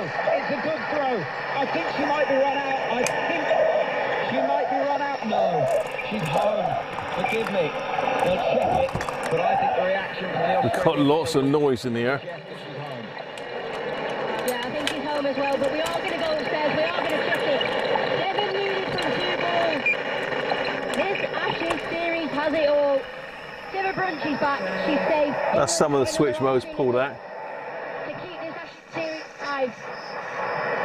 Not out, the big screen will read in just a moment. 7 needed from 2 balls. 6 runs takes us to a super over. Jonathan's got to go black hole here. There we go, people. Job done.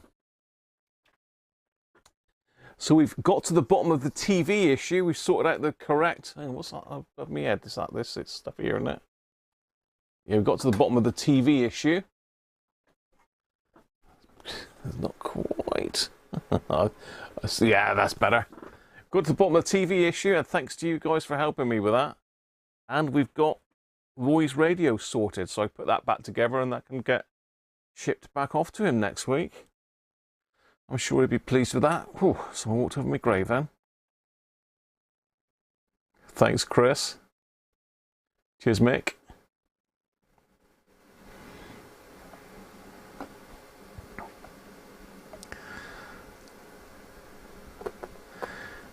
The aliens want to talk about our car's extended warranty and the accident that we allegedly had, and our diesel emissions claims and all the rest of it. Oh, dear, dear. Anyway, people, that's pretty much it for me today. It's been a bit of a mixed bag. We never did get round to the Nintendo, but if I can get the TV fixed, then we'll be looking at it next week. Provided something else don't come in the meantime. So, yes.